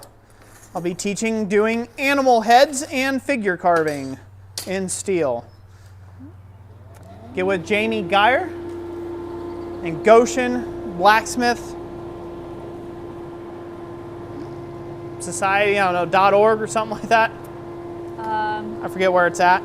If you go to our website and then you go to the section where we have upcoming events, we have a calendar with the full list of links to any of these events where you'll need to register. So that's the best. And if you go to blacksmithpdfs.com. That's kind of our landing page that takes you to the different areas of our website for blacksmiths. That's where you can go to find our calendar. But yes, and you have about 2 spots remaining still, don't you, for that class? Yeah, I have only 2 spots remaining for that class. So anybody's interested in it, they better get on it. Not to be mean, but Right, you might miss out. you just might miss out if somebody else gets in there and takes it before you.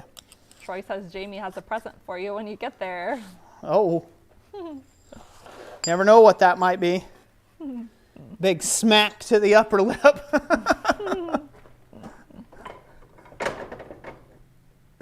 Blue Ridge Bikes says, what's your favorite steel to work with? It's not steel at all. My favorite steel to work with is iron, wrought iron. That is my favorite material to work with. If we're talking high carbon steel, my favorite is 1045. I'm a big fan of 1045 material. Move some of this stuff around. So we're good to go.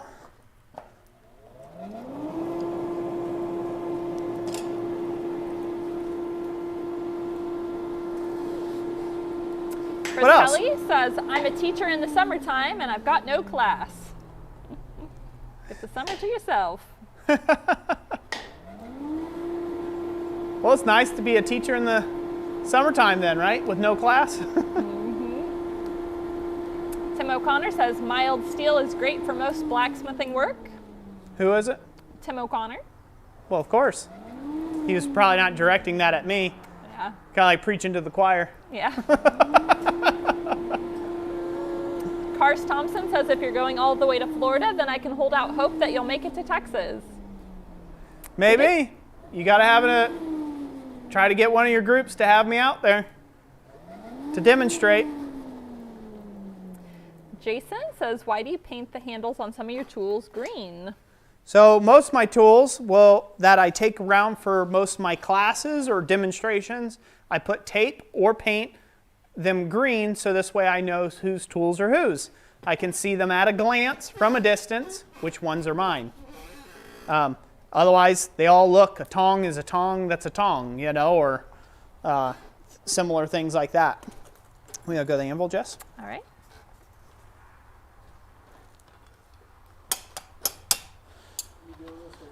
Yeah, I'm doing it. It's fine. So what I'm going to do here is I'm actually going to drive this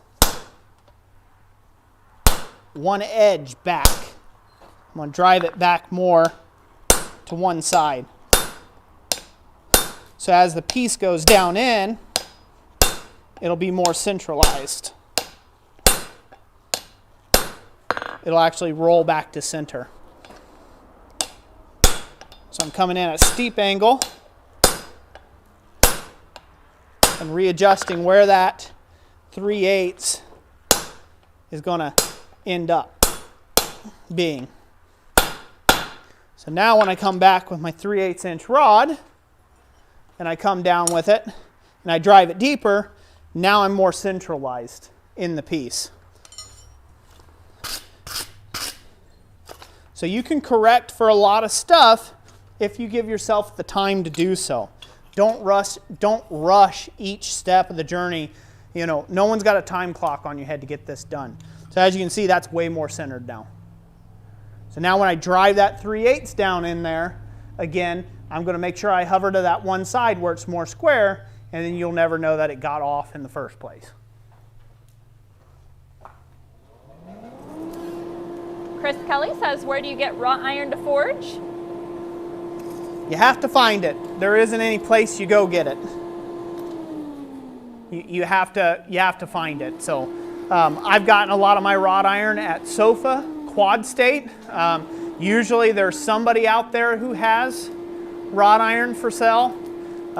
It varies widely in price. I've bought wrought iron as cheap as 50 cents a pound, all the way up to $2 and $3 a pound. So it ranges quite wildly. I will say that don't be turned off by buying large chunks of wrought iron and working them down into smaller sizes. Sometimes that's more preferable than starting with little thin strips of wrought iron and having to build up to get enough material, so you don't lose a lot of it in the forging process. Jackson says, can you harden wrought iron? I've never looked that up. What's that? Can you harden wrought iron? Can you harden? No. Wrought iron is iron. It's like in its almost purest form. It has no carbon in it. Well, it probably has a little carbon in it, trace amounts of carbon, but it does not have a appreciable amount to be hardened inside of it. So,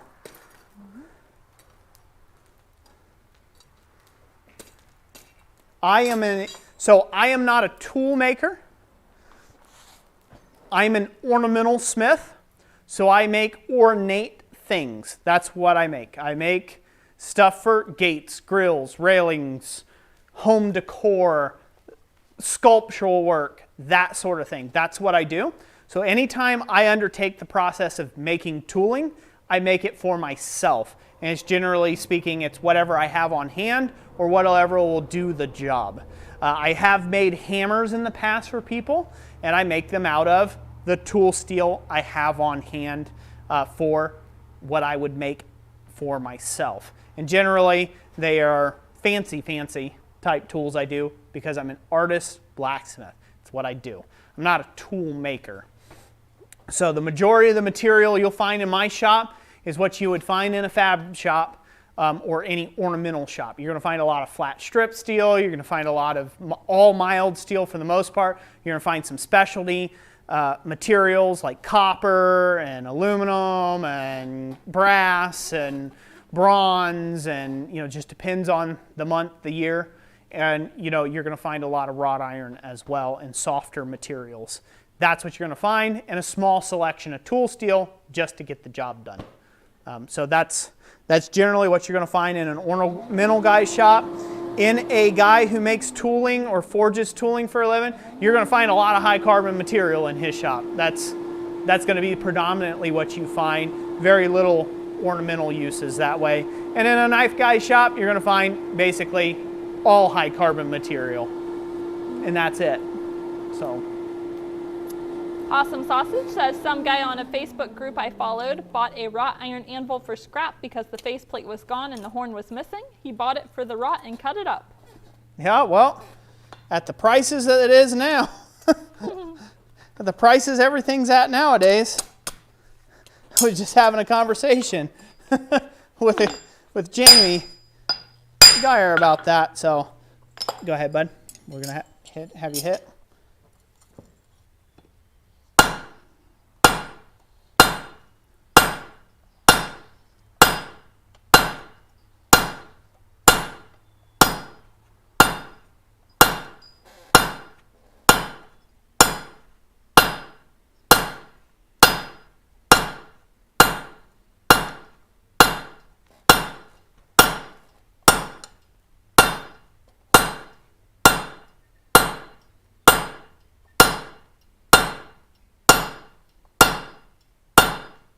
Well,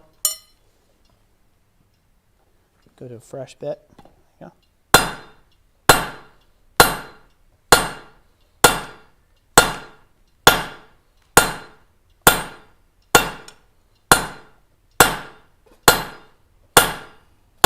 That's good. All right.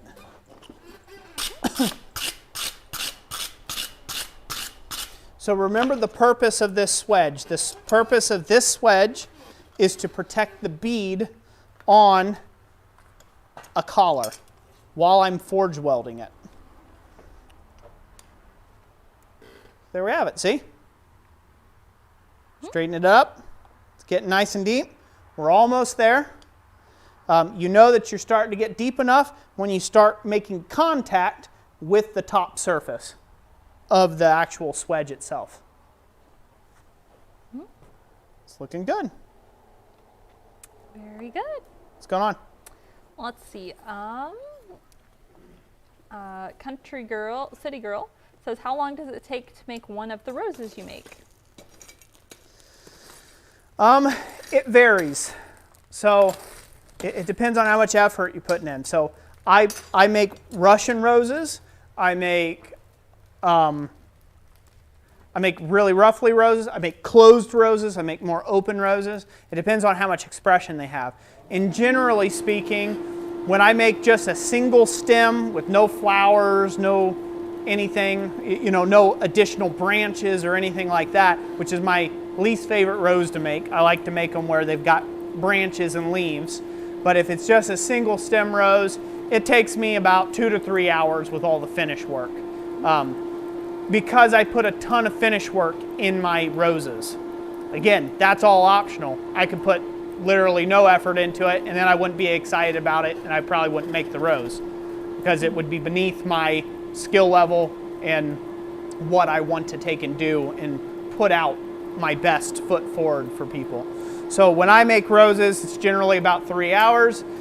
For my more fancy ones, they could take up to 6 hours to make.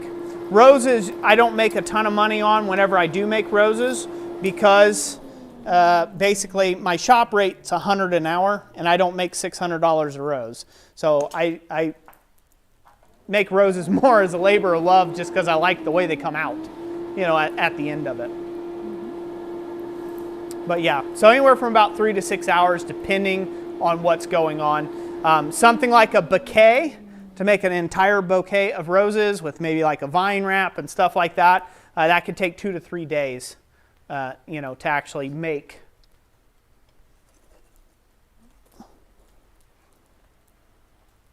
All right, Thomas. We'll put a flatter on here.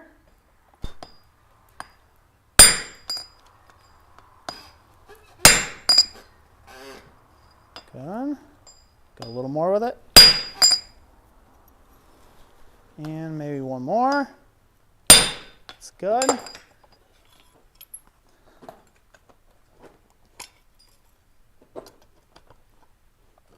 Where am I going? Where's my button?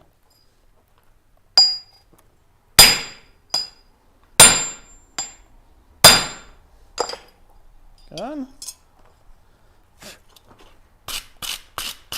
We're going to improve the finish of this by coming in with a light taps.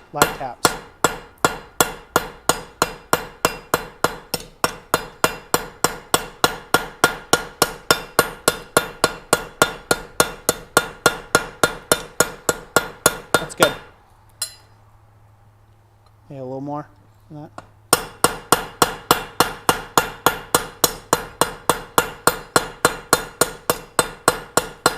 Good. All right.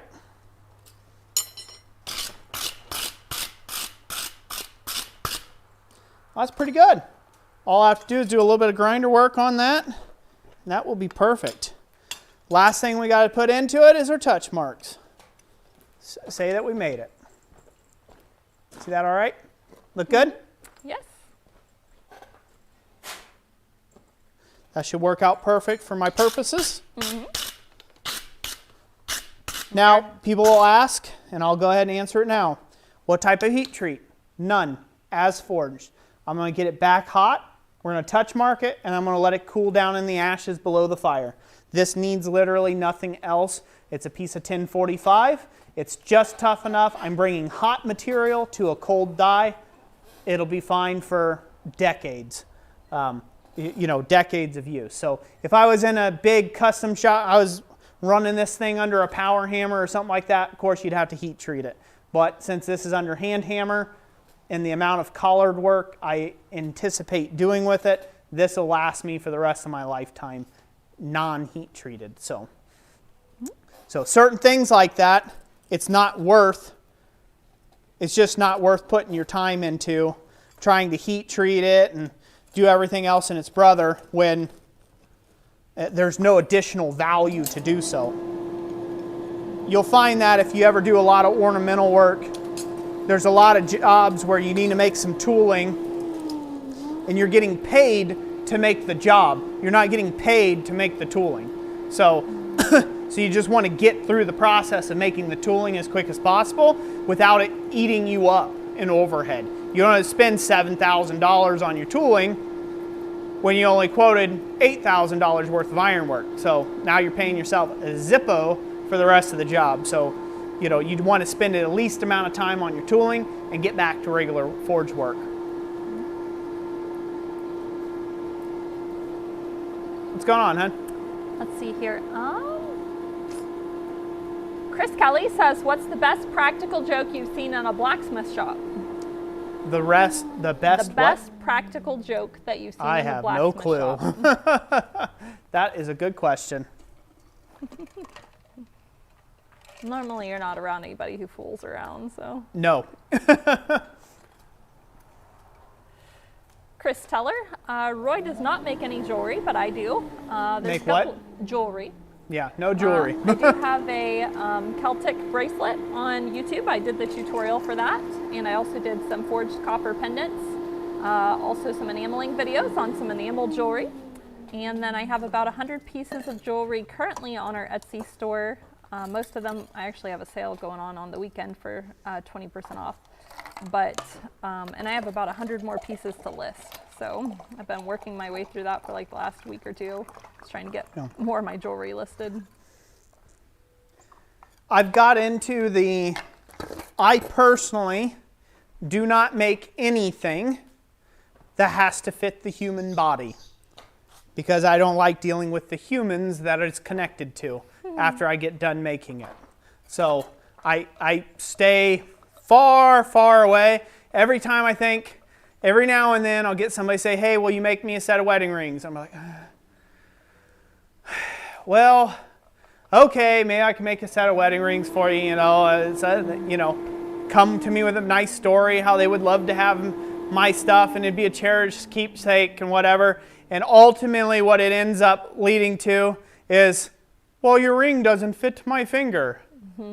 Well, it's not the right size, or it's not the what, and it's not like something I can change. It's not like gold or silver where you could cut, add a spacer, solder it all back together, and you would never know the difference. You just can't do that in a Damascus ring or a wrought iron ring that's been punched and drifted to size and the right thing. And so making something to fit people, generally not good. You make a bracelet. Bracelets have to fit just right in order for them to not dig in or have any hot spots. And you got those, we won't subscribe a gender, but we'll just say there are those out there that have fatter wrists than they anticipate. And they're like, oh yeah, no, it's totally this dimension. You get the dimensions, then they say, oh no, it's totally wrong, I want a refund. I don't make jewelry, so.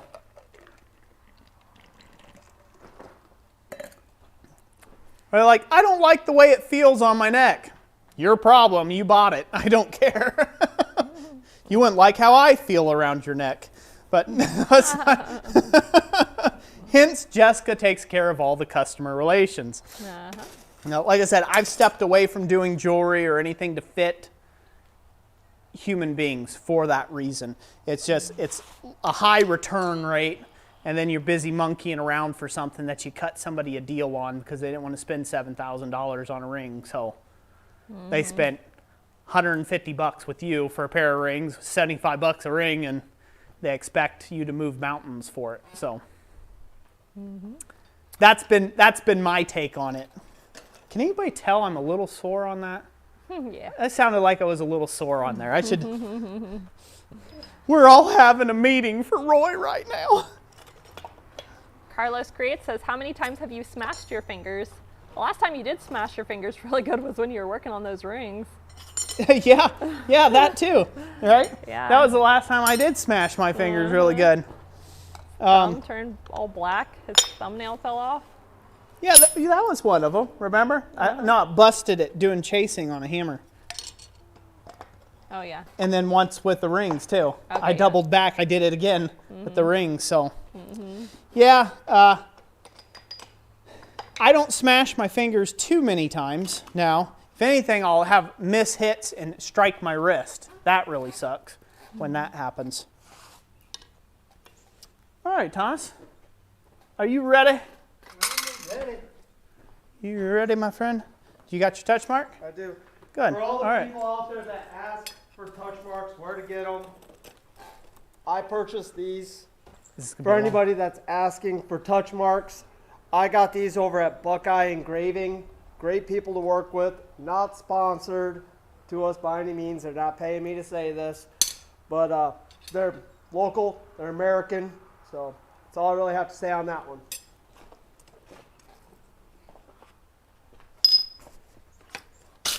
Camera number 2, Jess. Yep. There.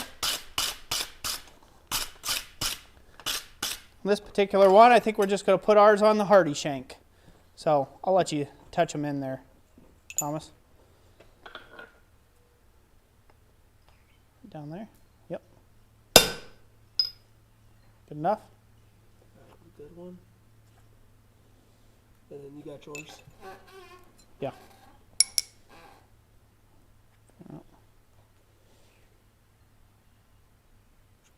There it goes.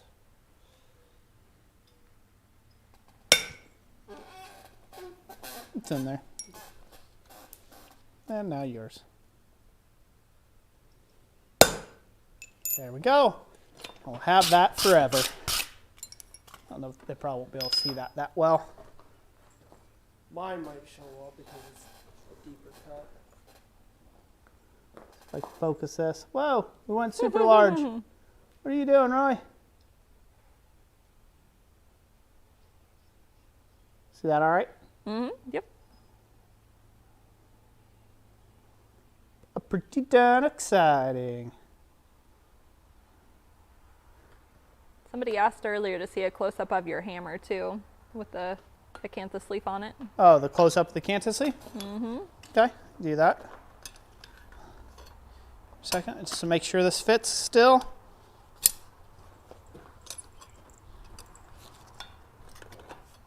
Good. Clean it up.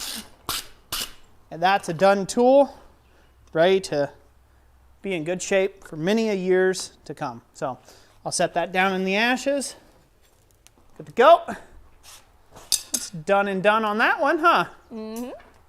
They wanted to see my acanthus leaf, right? Uh-huh. Hammer. All right, give them a close-up. Can they see that okay? Is it too blurry? It's a little blurry. There we go. Does that work for everybody? Mm-hmm. It's a wee bit rusty. That was actually a failure for a customer, so I had to do a better one.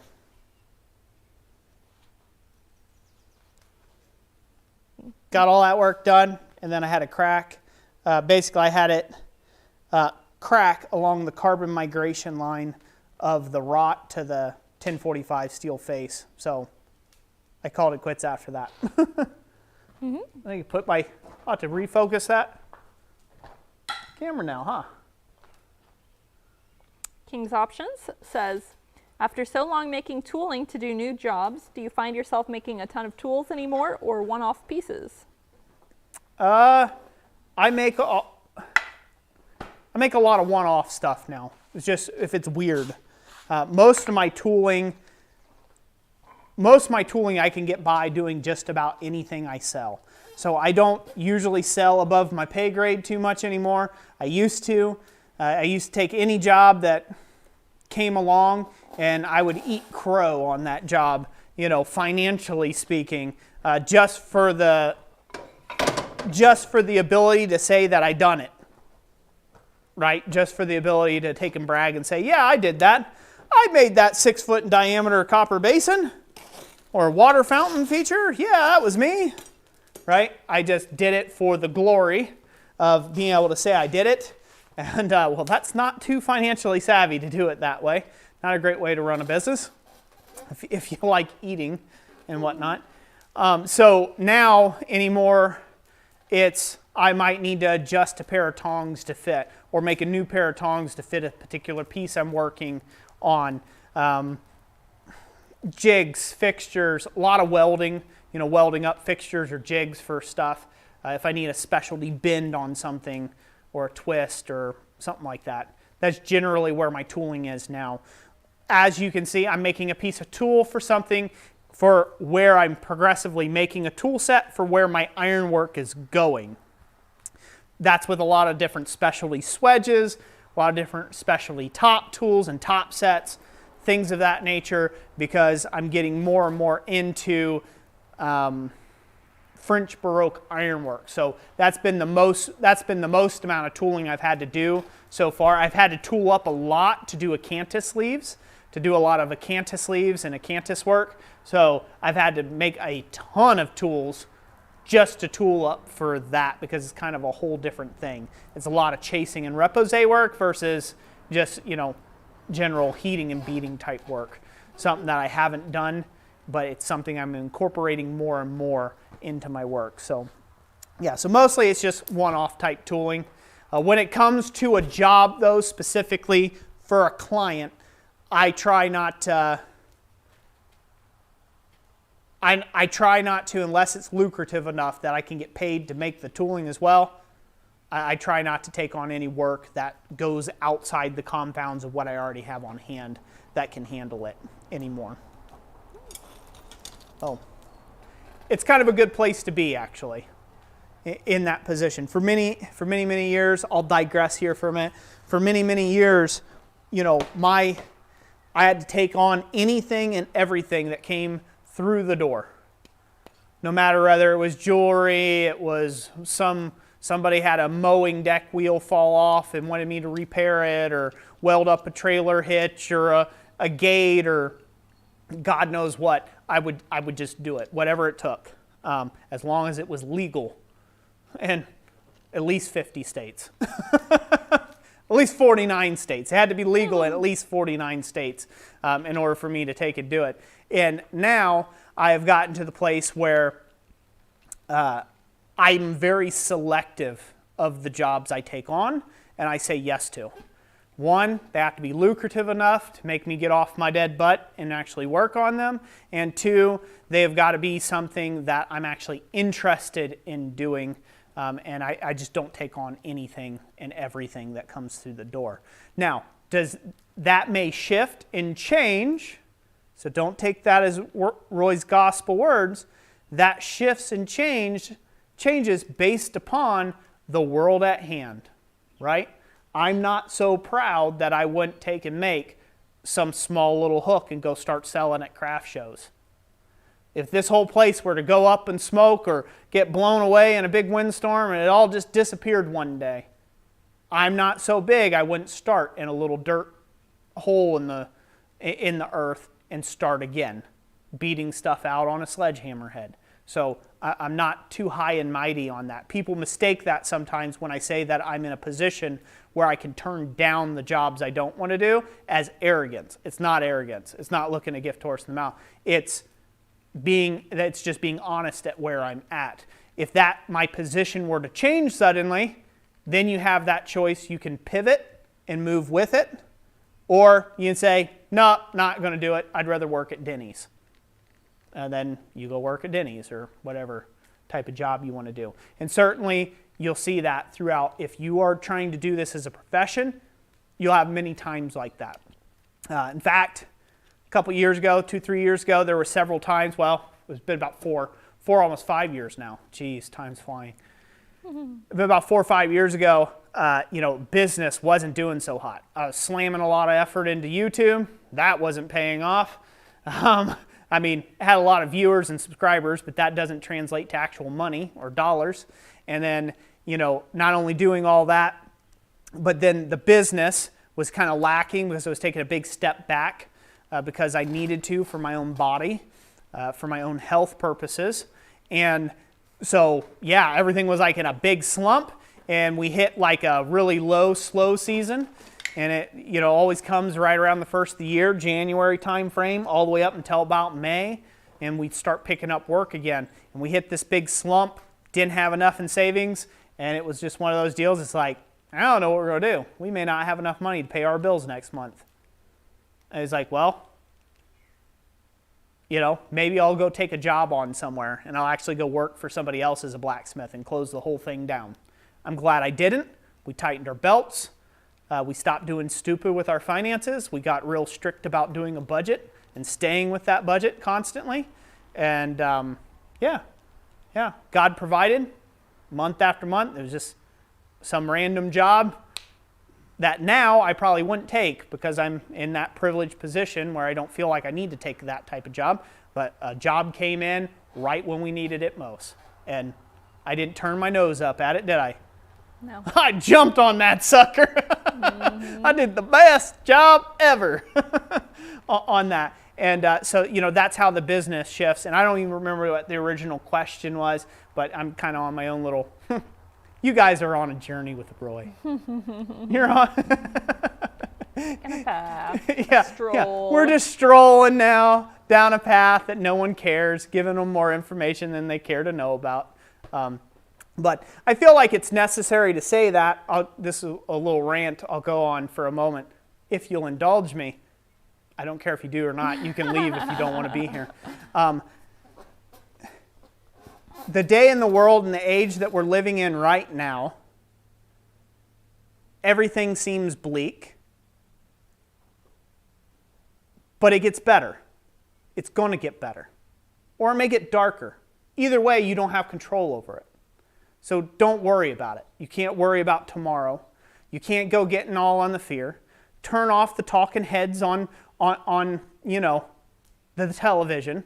Just shut them off. They're all dumb. They have nothing good to say anyhow. They never learned that principle. If you have nothing nice to say, don't say anything at all. Shut them off for a while and wake up. You woke up today. You have air in your lungs. There's sunshine outside right now. Or there's rain. Thank God there's rain, right? Some places need rain. okay? So the world keeps turning, whether we're on it or not. That's a fact, Jack. It's going to keep on spinning, regardless of whether it flings us off its back or not.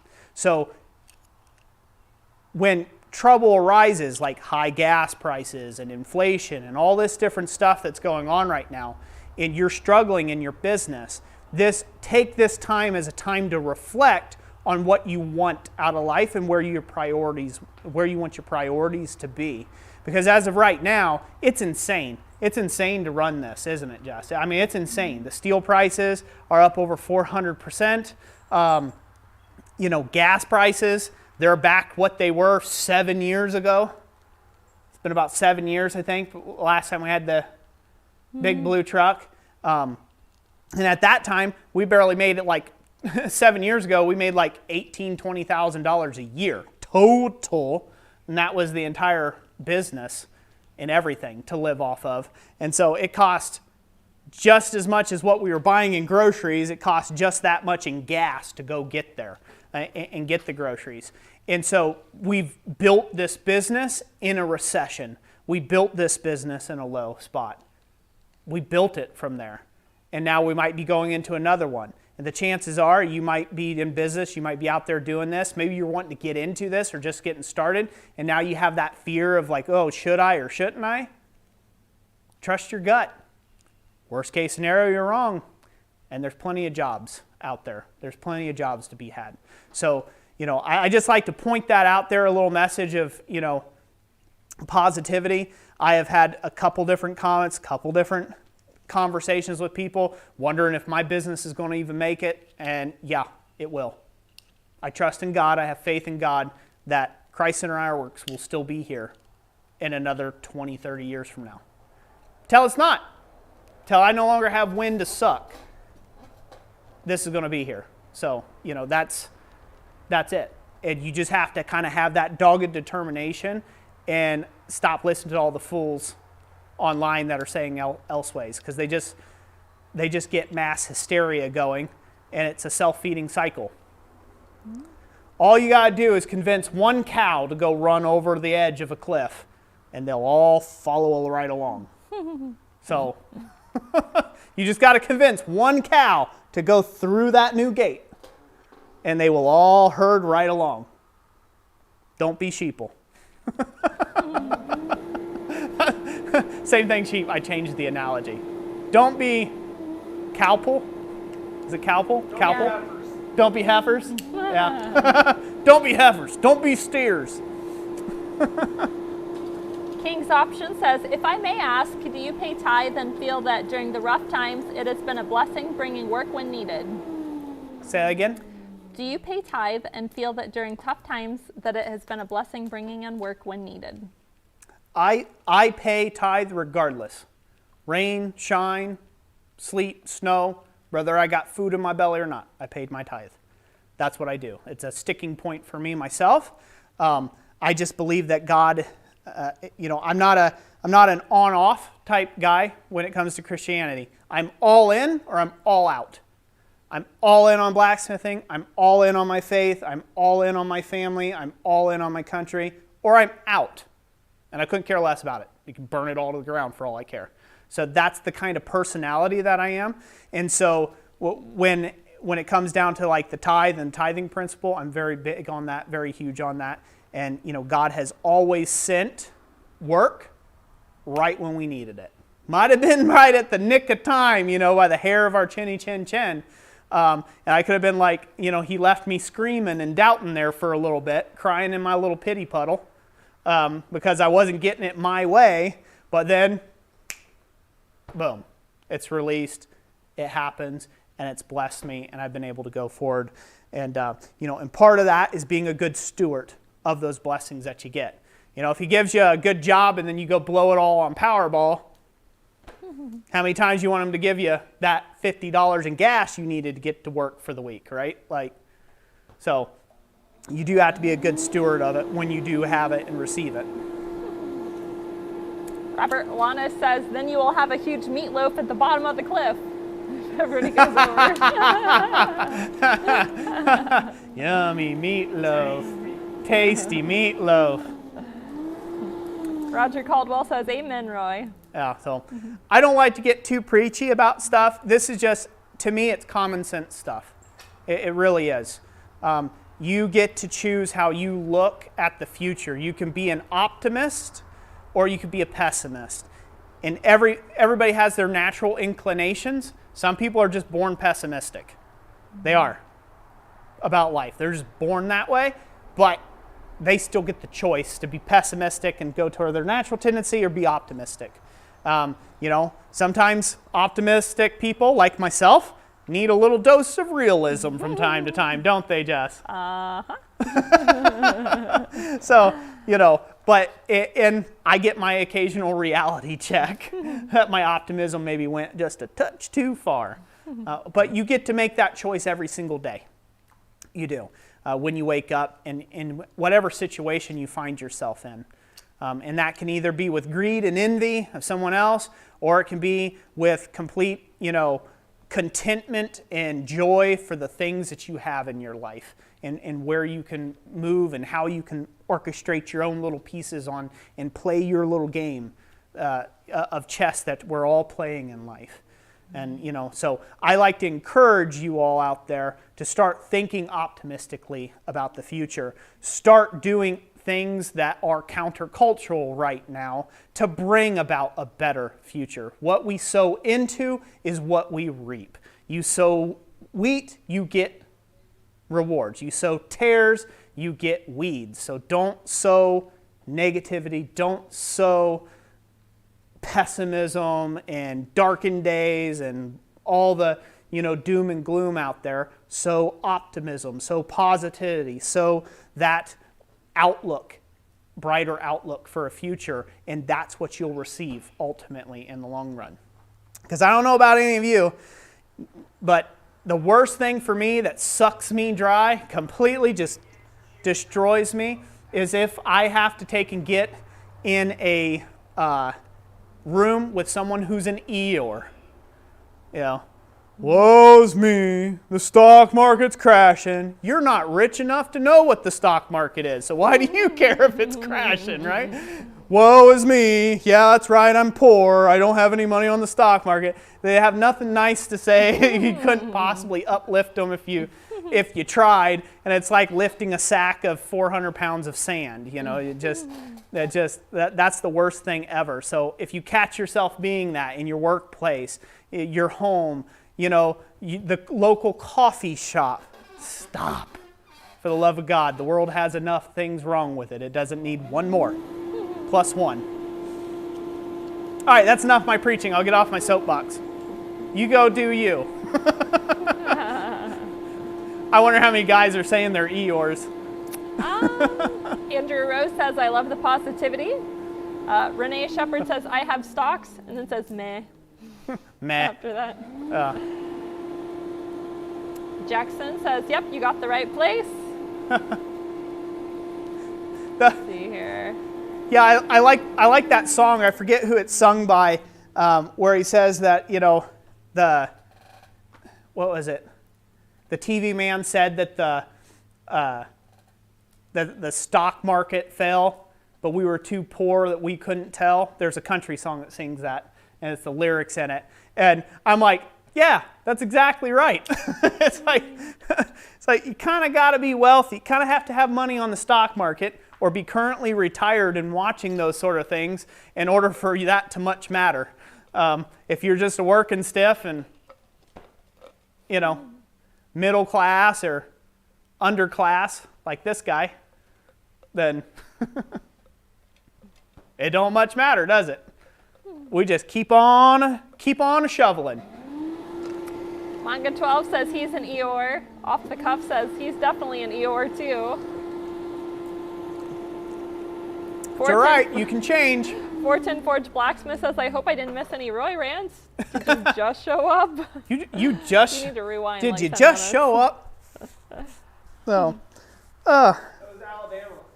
Alabama? And the That's title right. of the song is Song of the South. Song of the South. Yep, that's what it was. Alabama and the Song of the South. Yep. Had a good one. There.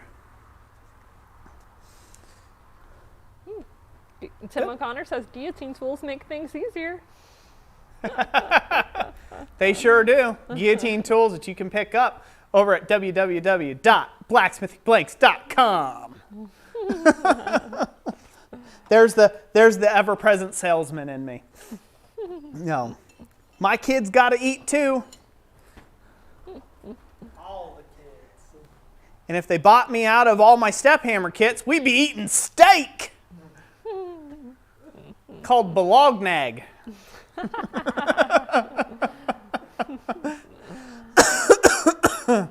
I don't even want to know what it's going to be when I go and have to bulk buy 1/4-inch plate again. It'll probably be ridiculous. So I'll take a bath on it, the price. So it is 7:12 p.m. Woo! So you know. We're perfect. We're right on time. Yeah. We're doing it just about right. Currently Got all the forging done. I did all the talking. I got up All on of my it? soapbox and I preached it to people. I lost all sorts of subscribers. They're like, how dare he? Good stuff. May I have sold a few treadle hammers? Yes? I don't No? No? Yes? Notifications. That you can get those over at www.blacksmithingblanks.com. That's right. Somebody said that. I'm not announcing the webpage enough. Well, there you go. Now you've been announcing the webpage enough, so. Oy vey. Off the Cuff says, thanks as well for all the knowledge you share constantly. It's greatly appreciated. Very welcome. Very welcome. Oh, yeah, if anybody wants to see my rant video that I put out recently, we call them Roy rants. They're not really rants. They're just me offloading a piece of my mind. Maybe that's called a rant. But they've become a lot more tame over the years, haven't they, hon? Just a little bit. A little more watered down. Made them a little more G level for people. There is a playlist. So Yes, you know, there is a if you wanna go playlist. compare. So if you want to end up hating me by the end of this month, go ahead and watch the entire Roy Rant playlist. Because I'm pretty sure I've stepped on at least one of your toes. Not At all least 10. one. If not, maybe the whole left foot, maybe the whole right foot, depending on which one you favor. It's bound to happen. So I still get comments. We're going to draw for some stuff here in a minute. I still get comments from videos that I did 6 years ago, and people being very, I want to say, emotionally, yeah, emotional damage, very emotionally damaged by the words I've said in the past. And it's like, you didn't, well, one, you didn't listen to the whole video because I take you on a ride. It's a story, it's a flow. And you hopped in at moment 30 seconds in, and 4.5 minutes later you hopped in and then wrote a comment. That's number one. And number two, this was 6 years ago. Like 6 years ago. I was in the moment. That's why it's called a rant. It's not called intelligence. It's just called a rant. It's rant for a reason. No, but anyways. Do you want to give away your thing? Do you want to hold it to your camera? Well, no, I got a little photo here. I'll pop up that way. Okay. Because I know. So Jessica made this wonderful little copper anvil pendant. And she is going to, let's see here, it's a hammered copper anvil pendant on a 24-inch braided cord. And that braided cord is black. I don't know if we go into camera number 2. Oh. Ooh, there we go. So there it is. Voila. Wonderful. It's a beautiful. Roy's getting to be the hand model now. It's there right there. See there? The little black cordage action right there. Yes, so we're giving one of those away. We're going to give that away. We're also going to be giving away my old Hardy tool now that we've made a new one. So I'll be giving this away to one lucky subscriber. This fits a 1-inch-ish Hardy hole. You'll have to adjust it to fit your own. We're also going to be giving away a A-frame guillotine tool kit that we sell over our website, www.blacksmithingblanks.com. We'll be giving those away. I think that's about it, Jess, and then we'll give away the gas forge. How's that sound? Sounds good. We at the main cam? We are now. Okay. let's draw for the copper pendant, shall we? All right. So this was made by Jessica. With love. With love, With love, so that's wear right. it proudly around thy neck. And we better see you at the next quad state wearing it. That's right. All right, we ready? Yes. All right, in 3, 2, 1.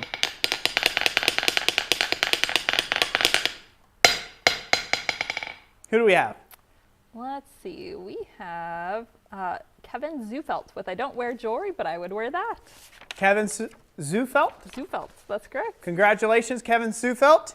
You won this copper anvil necklace, pendant, anvil, hammered, Necklace. keywords, Anvil that necklace. sort of thing. You Shorten won it the down. anvil necklace. Get with us. Contact email in the description. We'll ship it out to you. Hey, number 1 pronto. All right, Hardy next. let's give away the Hardy next. Alrighty. It even has my old touch mark on it. Special. It's special. It's Been in got. all those videos. It's actually got 2 of them. It has an upside down one on there, which is kind of sacrilege. You're not supposed to do that to it with a cross. You know, like it has one upside down and one right side up.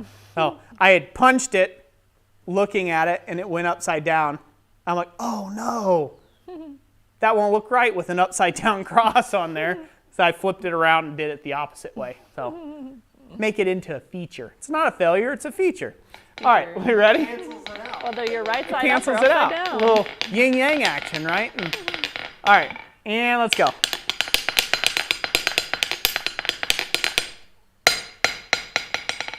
Who do we have? We landed on Chris Teller with Hardy. Chris Teller, congratulations. You won my old anvil Hardy. Get with us through the contact email in the description and we shall ship it out to you pronto. I'm working on my announcer voice. See, that's my plan B, is to go on radio. I've already got the face and body for radio, so now I just need to get the radio and go for it. Just need a microphone. Just the microphone. That's all you. Yeah. I want to be I would be an AMSR guy. There you go. Can you hear that? Does that sound good to you? Sounds great to me. And now he's on 48 hours. Now I'm on America's Most Wanted. Okay. So we're going to give away this A-frame guillotine toolkit now for somebody who's interested. Are we ready? Yes, we are. Are they commenting? They are. Guillotines? Are they happy? Is everybody happy? Yes. Is that thing flying? It is. Guillotine tools? 1,000 mile an hour? Yeah, it's getting there. And let's go.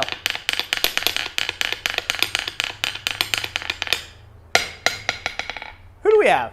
We have Carlos Creates with Guillotine for Me. Carlos Creates. Congratulations. Guillotine for you indeed. We hope you enjoy putting it together. Get with us through the contact email down in the description. Oh, yeah. All right. Should we go ahead and give away a couple sticker packs too? Yes, we'll see Since that. we're here, let's give away a couple more sticker packs. Again, provided to us by Dana Maggiore. Thank you so much, Dana, for making these a possibility. Are we camera number 2 or camera number 1? Which one are we? Number 2. There we go. We're going to give those away. Go back to camera 1. All right. What you doing? I'm giving the pre-warning. Are we ready to draw? Or do you need more time? Give them just a minute. Give them a minute. We're going to Long be giving away drum sticker roll. cats. All right, you may go now. Huh? Said you may go.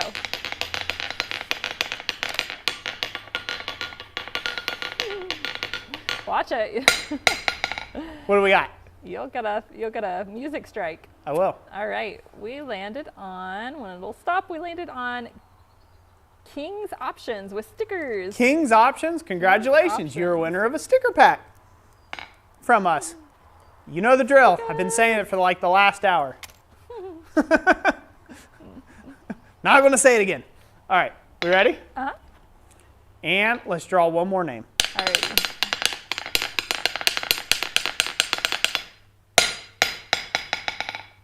Who do we have? We have Family on a Mission Go. Stickers are fun for kids. They are. Have them smack this on the back end of your SUV. Good to go. Congratulations, Stickers. Is that their name? Stickers is fun for kids? No. Family on a Mission. Okay, Family on a Mission. I was about to say, well, that's serendipitous, isn't it? Family on a Mission. Congratulations. Get with us. Contact email. Do it. Do it now. In my lamest Arnold Schwarzenegger voice. Okay. There we go. Here we go. That's it, right? Yeah, Except for that's the it. forge. Goodbye. Get out of here. What are you talking about? Watch. It'd be this big dip. Everybody leaves.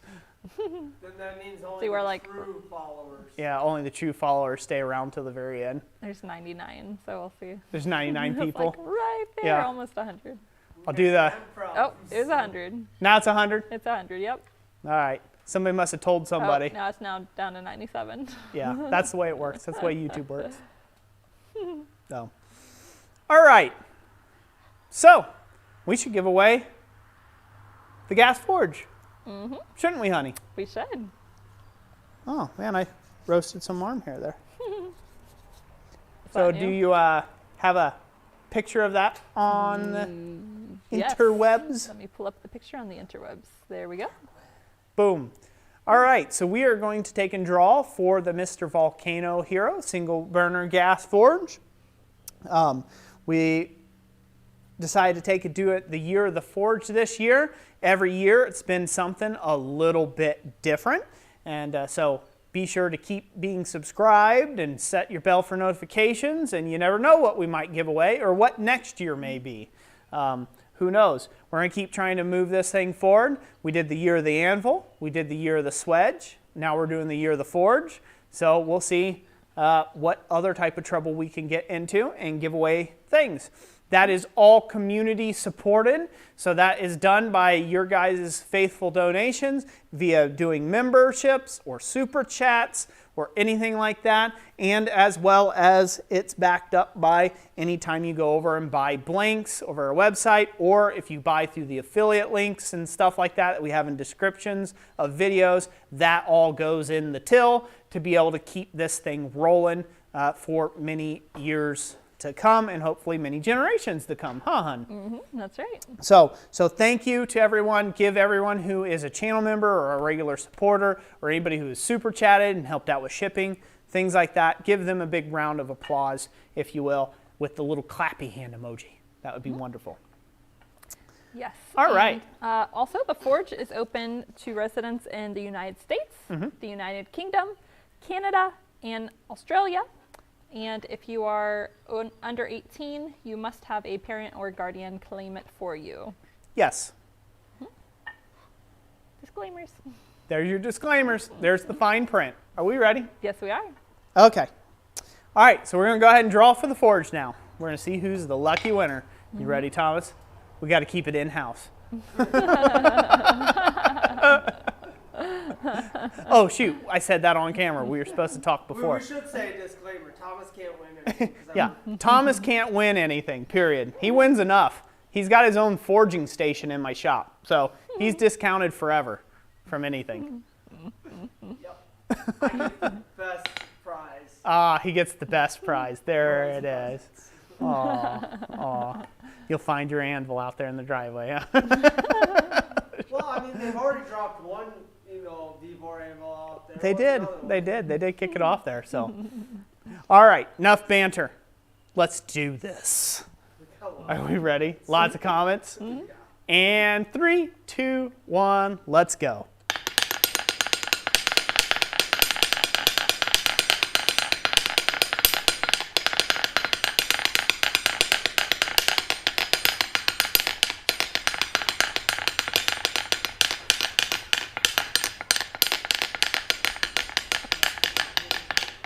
That was a long drum roll, man. Go. Arm cramps.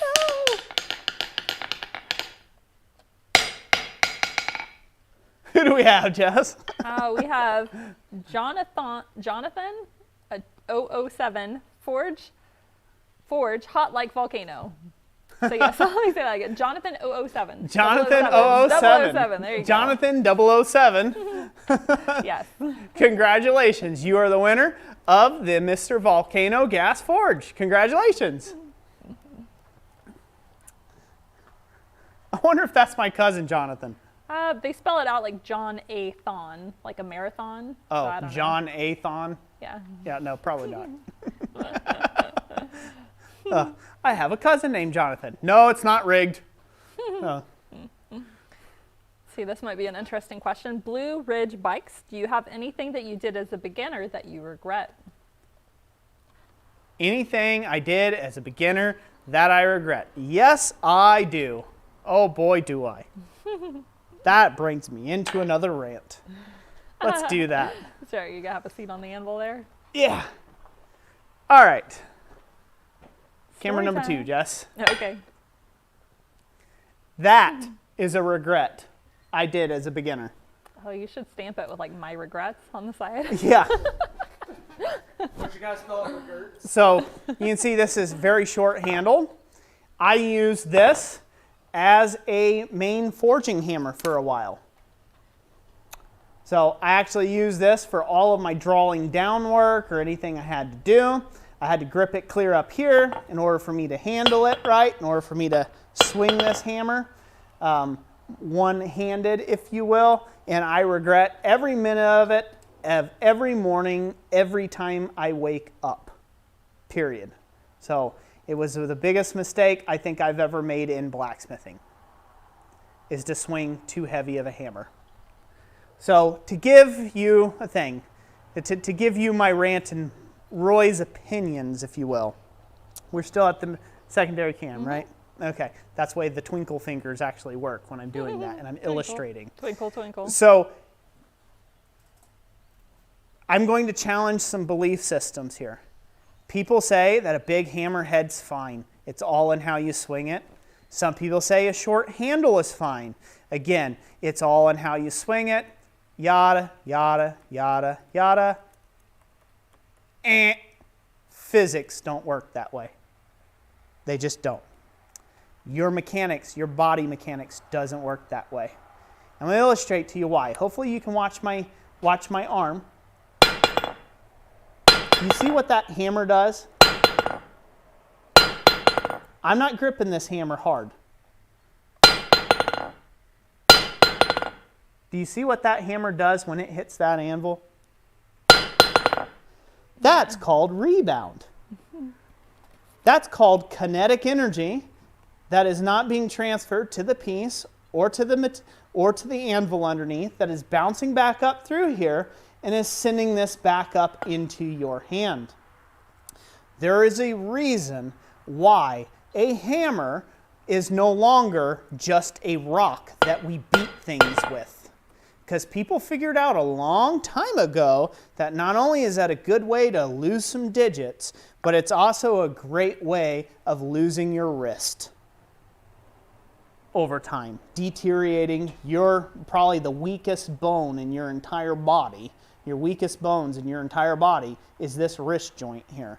And you coming along wailing away at something like that. It's why we don't forge with 2 stones anymore and rocks.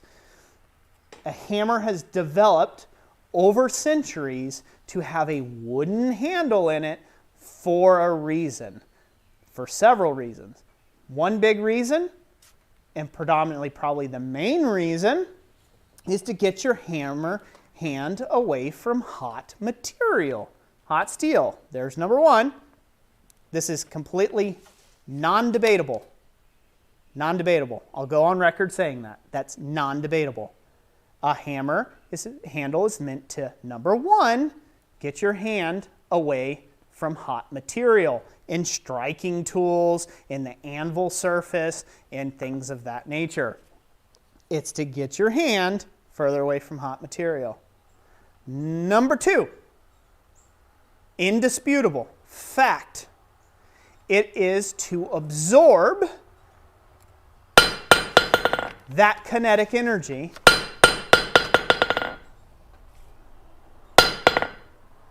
that is coming back from your hammer strikes. It's to absorb all that kinetic energy before it gets back to your wrist joints, which are not strong. I don't care if you're heave man, they're not strong, and you're going to have carpal tunnel issues, which I do.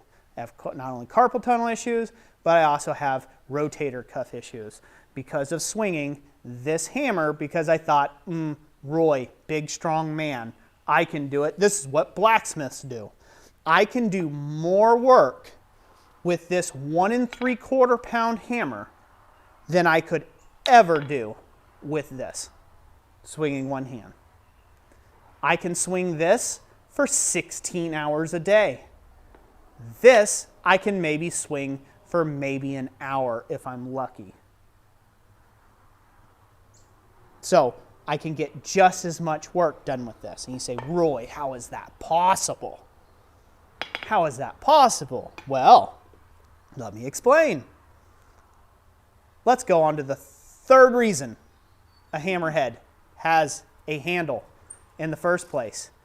It has mechanical advantage. It's a lever. It's a giant lever. You get way more velocity brought to the workpiece by holding a hammer handle like God intended, which is back at the back of the hammer handle. You get a lot more velocity into the workpiece, therefore you get more kinetic energy, you get more work output and throughput, period. Indisputable fact. You can go look at any physics textbook. Look up fulcrums and how they work. And it'll explain exactly why we have long hammer handles. Now, you may see smiths hammer with a slightly smaller hammer, and they'll be up here like this, and they're just doing like some little rolling job, or maybe they have just like this little area they need to kind of tap along. That's fine. That has nothing to do with anything. But when you're swinging it and you're giving it the full beans to take and forge out a piece, you need to be holding it away from that hammerhead. So that hammerhead can absorb, this handle can absorb the shock, the unspent energy. It can absorb all that. It gets your hands away from your anvil so you're not busting knuckles or getting your fingers burnt on a piece. And it gives you more velocity because it's a longer fulcrum point. It's going to give you more work energy that can be done. So that's enough of that rant there. So when you're a beginner, you may think, go back to the main cam. So when you're a beginner, you may think that you're a bad mumbo jumbo. I can lift this. Look, I'm strong. I can lift this up. I can hold this out here. I can swing a 25-pound sledgehammer. No problem. I can actually touch my nose with that sledgehammer doing that. Okay? That's not the issue. I can do it with my left hand too. I've got strength. Has nothing to do with it. Your tendons are not your muscles, and neither is your joints. Your joints are not your muscles. They're going to wear out over time. So stop swinging god-awful huge, heavy hammers. Don't do it. Swing nothing heavier than a 2-pound hammer for regular forging unless you absolutely have to. If you're driving a drift, a punch, or something, you don't need anything more than 4-pound. You need something more than that, you need to have a striker on hand, or you need to get a piece of power equipment to do it for you. There you go. Biggest mistake I've made, and I pay for it royally every single day. Do I not, Jess? Mm-hmm. I pay for it royally every single day. There you go. Long story for a short answer, huh? Roy Rand. Roy Rand. I don't know what people are saying in there. I'm stepping on toes. I know I am. I'm just. They were telling stories about tiny hands. Just crunching all over people's toes. I'm telling stories about what? They were telling stories about tiny hands. Tiny hands? I don't know. They weren't listening to a dang thing I said. So. They were talking about some. Jackson said there's a video of a smith in Germany that was using a hammer that looked like it was 10 pounds. Giant man. He was making tiny hooks with it. I was amazed. It's an old video. Yeah. DeBaca said he just had tiny hands, LOL. Yep. There is a way to take and swing a too heavy a hammer for you. How do you know how it's too heavy? Can you hold it by the end of the handle for any length of time without getting fatigued. If you can't, it's too heavy. You need to lighten up. You need to lighten it up until you can get the appropriate hammer for you.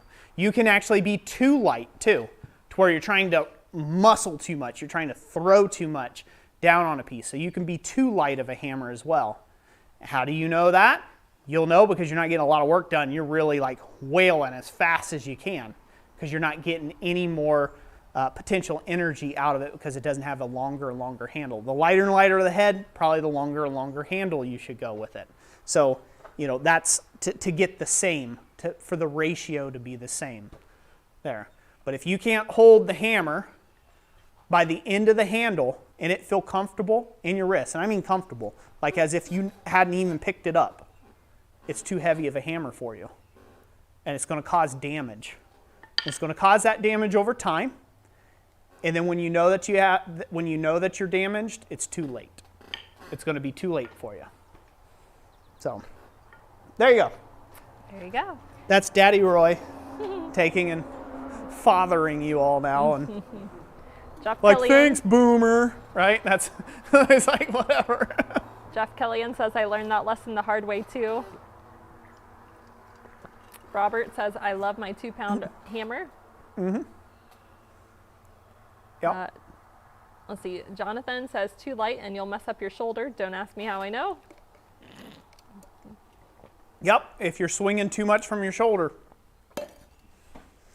In all of my stuff, obviously, if you look at me, I am not the peak physical conditioning that you might expect a blacksmith to be, okay? I'm not. I'm not just this, ooh, you know, look at that muscle man there. No, it's not it. I've got a lot of insulation on this frame. Thank you, Jess. Thank you for the vote of confidence. I'm glad she's partly blind. Don't anybody tell her otherwise. When I'm working, people are always shocked at how fast I can accomplish something. And what gets me to accomplish things so quickly, whether it be forging out a taper, be making a bend, a scroll, or whatever, is experience in progressive forging steps. I know exactly where I'm coming from, exactly where I'm going, and where I'm placing each and every last one of those accurate hammer blows along that journey. That is what makes me efficient. That is what makes me fast at what I do. It is not the size of the hammer that does any of that for me. It doesn't. It is being accurate and controlled, having nice controlled forgings, in that the piece develops like it's supposed to, and you're not having to go back and fix up a bunch of lumpy, bumpy work. Being able to progressively move through a piece quickly, that's what's important. By being able to do it efficiently, by being accurate. It's accuracy that counts. Some of the best students I have, this is going to sound like a complete sexist statement. I'm not sorry. The best students I have are women. 9 times out of 10. 9 times out of 10. Women. Reason why is they're not thinking that they need to lift some big behemoth hammer. In fact, most of them are thinking, oh, I don't know, I'm getting tired with this 3-pound hammer or with this 2-pound hammer. Do you got anything lighter? And they listen and they forge accurately. They adjust to their own body, to their own frame, and they forge accurately. They offset that difference, and they will far output to shame somebody who's just beginning that I'm teaching that's a guy that's swinging a 9-pound sledgehammer. I had a guy come to class once. In fact, I was teaching a class, and it had 3 elderly women in it that were all upper 60s and 70s that they were just out for a laugh. They were just like, haha, what should we do this weekend? Well, instead of tea and crumpets in the knitting circle, let's go blacksmithing. And they showed up to class, right? Like not knowing a clue about anything. And then there was two dudes in that and then a younger gal. Younger gal, she didn't pay attention to anything I want. She was an artist and a debutante, so she just did whatever. And I couldn't help her. The 2 dudes suffered miserably because I spent time trying to break bad habits. One brought a 6-pound hammer as his hammer of choice. He was wore out, and like, you know how you can tell he's wore out? He's doing this between heats. He's doing this to his arm. I'm like, how's that arm treat? Oh, I'm good. I'm so strong. Me, smash. Right? I was like, dude, don't lie to me. I've been doing this before it was a twinkle in your eye. But anyway, so couldn't help him much with anything. His work really didn't come out looking great. And then, you know who did the best? Those 3 sweet old gals. They did the best because they listened with their ears and they used the appropriate size hammer. They had a blast. They were laughing. The dude over here with the 8 pounds, the 6 pound hammer, he's sweating to beat no end. He looked like he was going to pass out, you know. And these 3 ladies are cackling and having a great time. And they came out with the most finished, most well put together projects. They completed all of the class material and course material. So it's accuracy that counts. It's finesse that matters, not just brute strength to take and brute things through. So if you need to do that, most of your guys out there that start off with that, even the young ones, watch them. Just watch them develop over time. Give it 2 years, 2-3 years, they've got a power hammer in the background. They've got a press after a while. All of a sudden, they've got other power equipment and tools they don't tell you about. And if you watch their hammers in their videos or when you see them at events and stuff, they get smaller over time. They progressively get smaller. They may be high on it right now and say, oh no, you just got to be a man and swing a 12-pound hammer. Just watch. They get smaller. Smaller and smaller and smaller and smaller within 2 to 3 years. And they're wearing arm bands because they've ruined their body. So, it's a long-winded rant, ain't it? Mm-hmm. I'm sorry. It's okay. Not sorry. I don't know, anybody enjoying it? You enjoying it? I'm enjoying it. Thomas is enjoying it. He has to enjoy it. He's got his stuff in my shop. He's like, here till nightfall. What's everybody saying, hon? Let's see here. Carlos Creates says, men and their egos. Yep. City Girl says, women rule, LOL. It's just natural. It's the way we are. We have to combat that. We just have to combat it. King's Option says, Lego my ego. Carlos Create says, was that rant number 5 so far? I don't know. I don't know which one we're on. I lose track of them. I go long enough, Thomas starts having a 1,000-yard stare. He starts looking like a man who's seen the land of 1,000 suns. Oh, but yeah.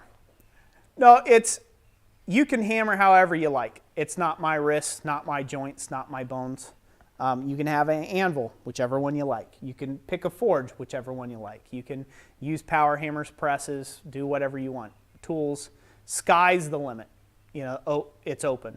But if you ask me, I will give you my unfiltered answer, my full answer in its entirety and the reason why. And that's, partly that's what makes me a great teacher in my own opinion. Because I won't blow smoke up your butt. I'll tell you that there's something wrong or that, you're incorrect about something, and I'll stand by it with years of experience behind me. So, yep. Jeff Kellyan says, I have found that wood handles only. Fiberglass gives me tendinitis.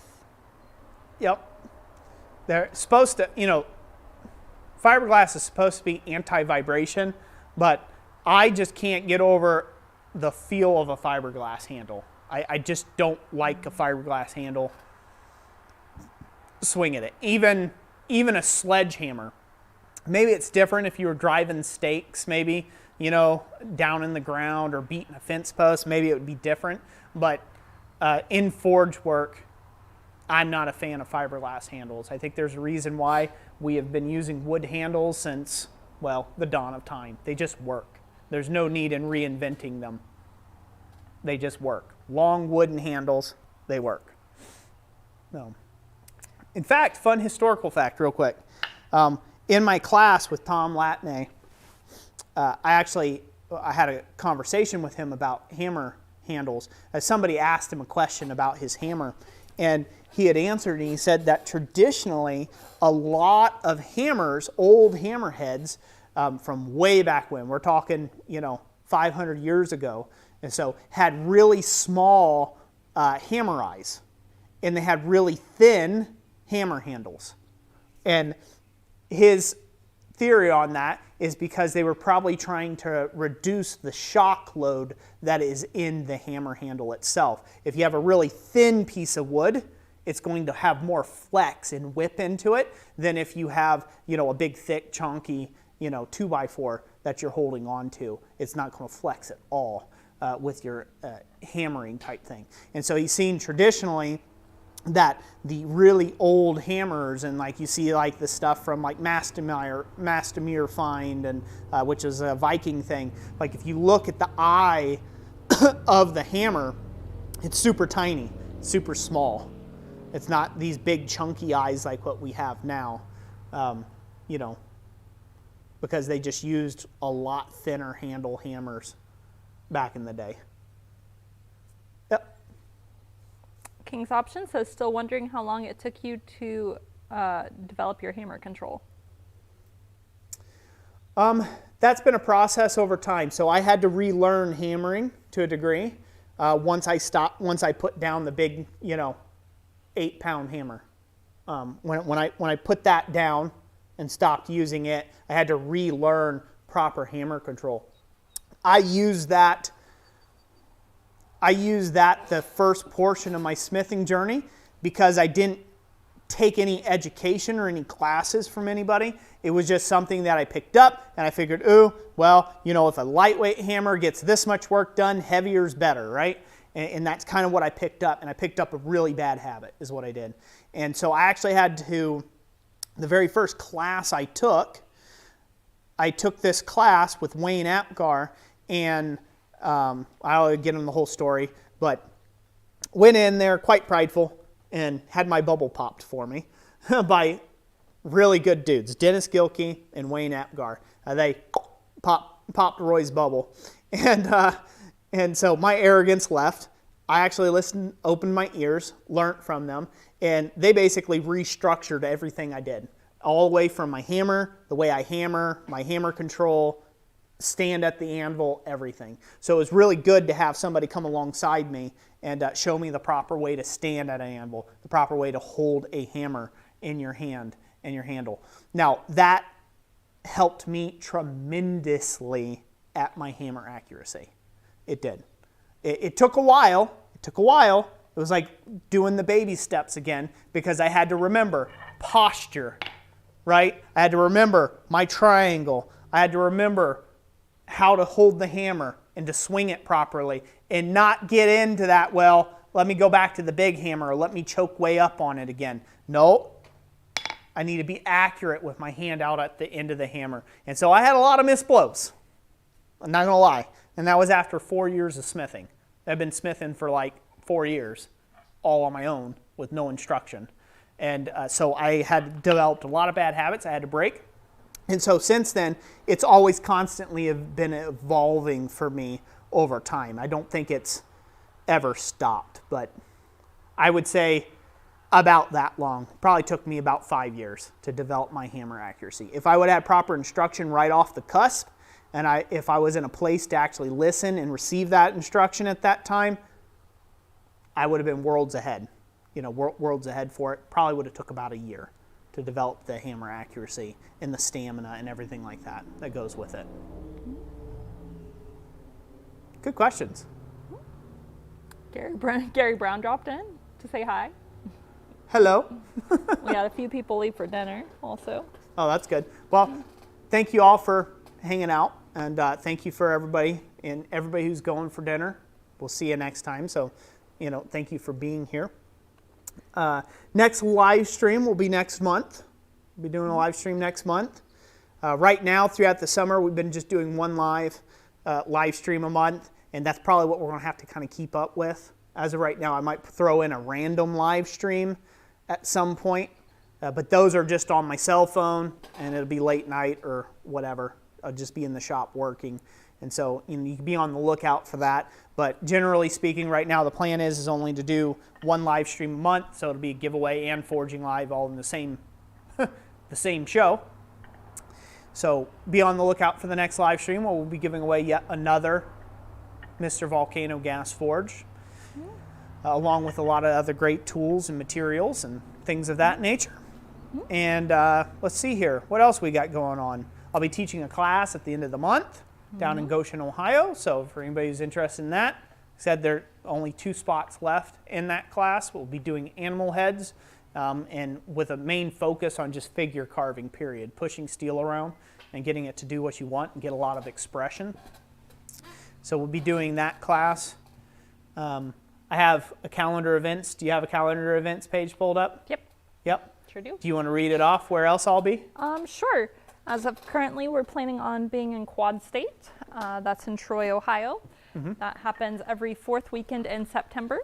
And if you've never been, it is well worth the drive. There's people who drive, I don't know, two days to get there, over 1,000 miles.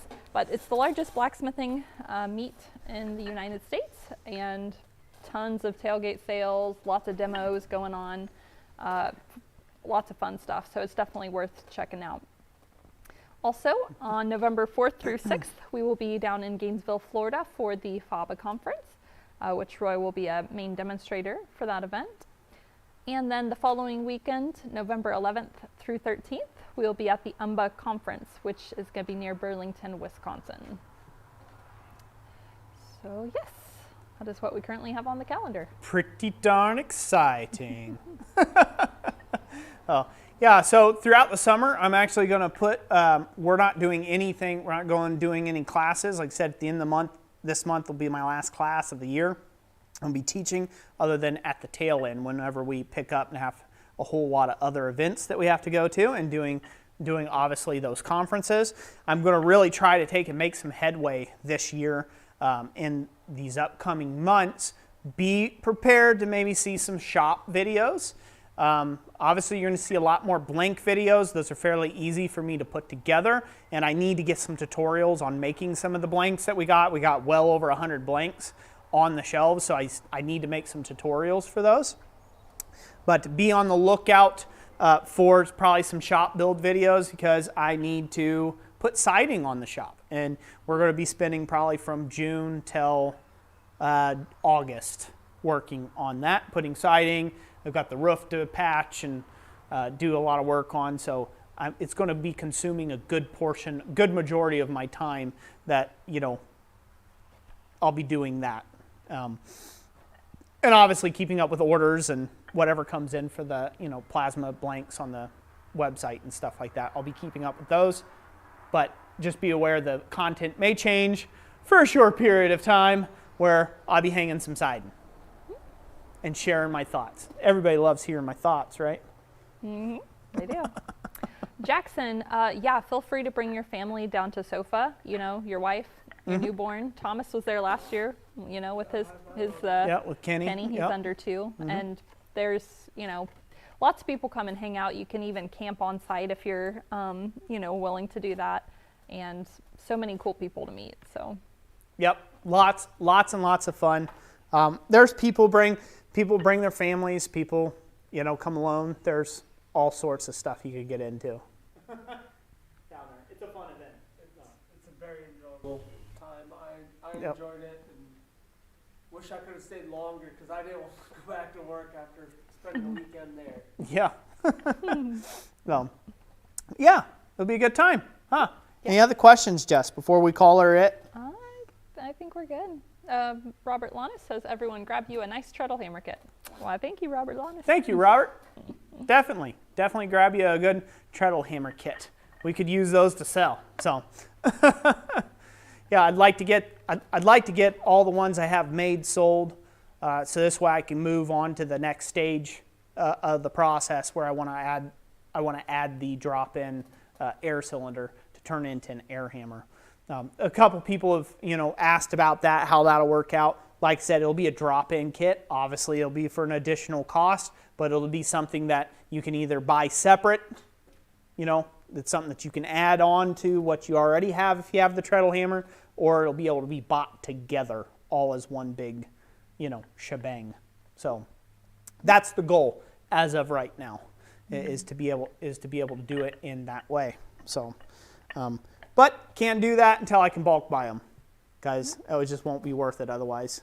If I got to spend, $100+ a cylinder, plus, I spent $100+ a cylinder plus all the fittings. Now I got $200-300 wrapped up in just fittings for an air cylinder, plus my time to put it together.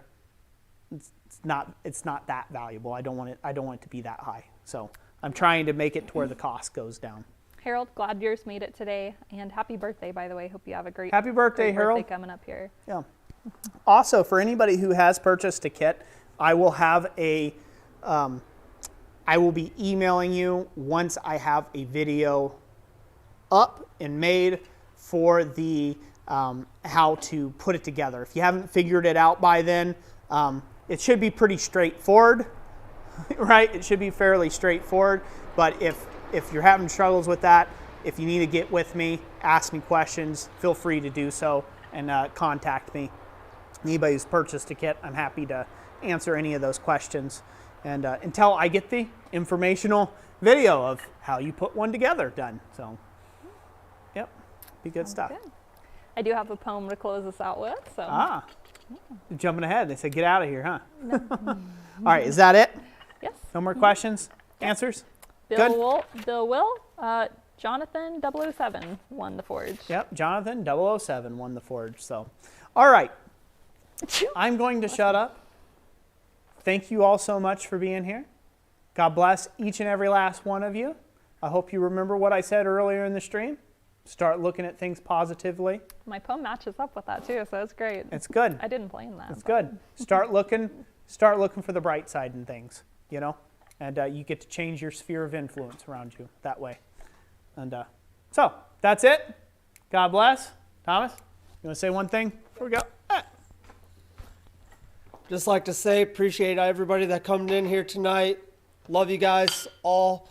And just keep doing you, keep forging on, and look on the positive sides. You can always find a light, even in the darkest tunnels. So it may seem dark and scary in there, but just as one step in front of the other, you guys will make it out of there. So thank you guys. If you're already not subscribing to the channel, subscribe, link, hit that button. We love you guys. And Roy said it enough, but I'll say it one more time.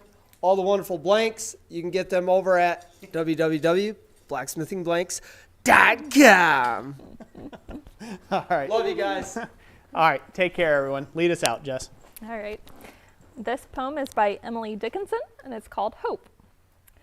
Hope is the thing with feathers that perches in the soul and sings the tune without the words and never stops at all. And sweetest in the gale is heard, and sore must be the storm that could abash the little bird that kept so many warm. I've heard it in the chillest land and on the strangest sea, yet never in extremity it asked a crumb of me. Thank you guys, and have a blessed weekend.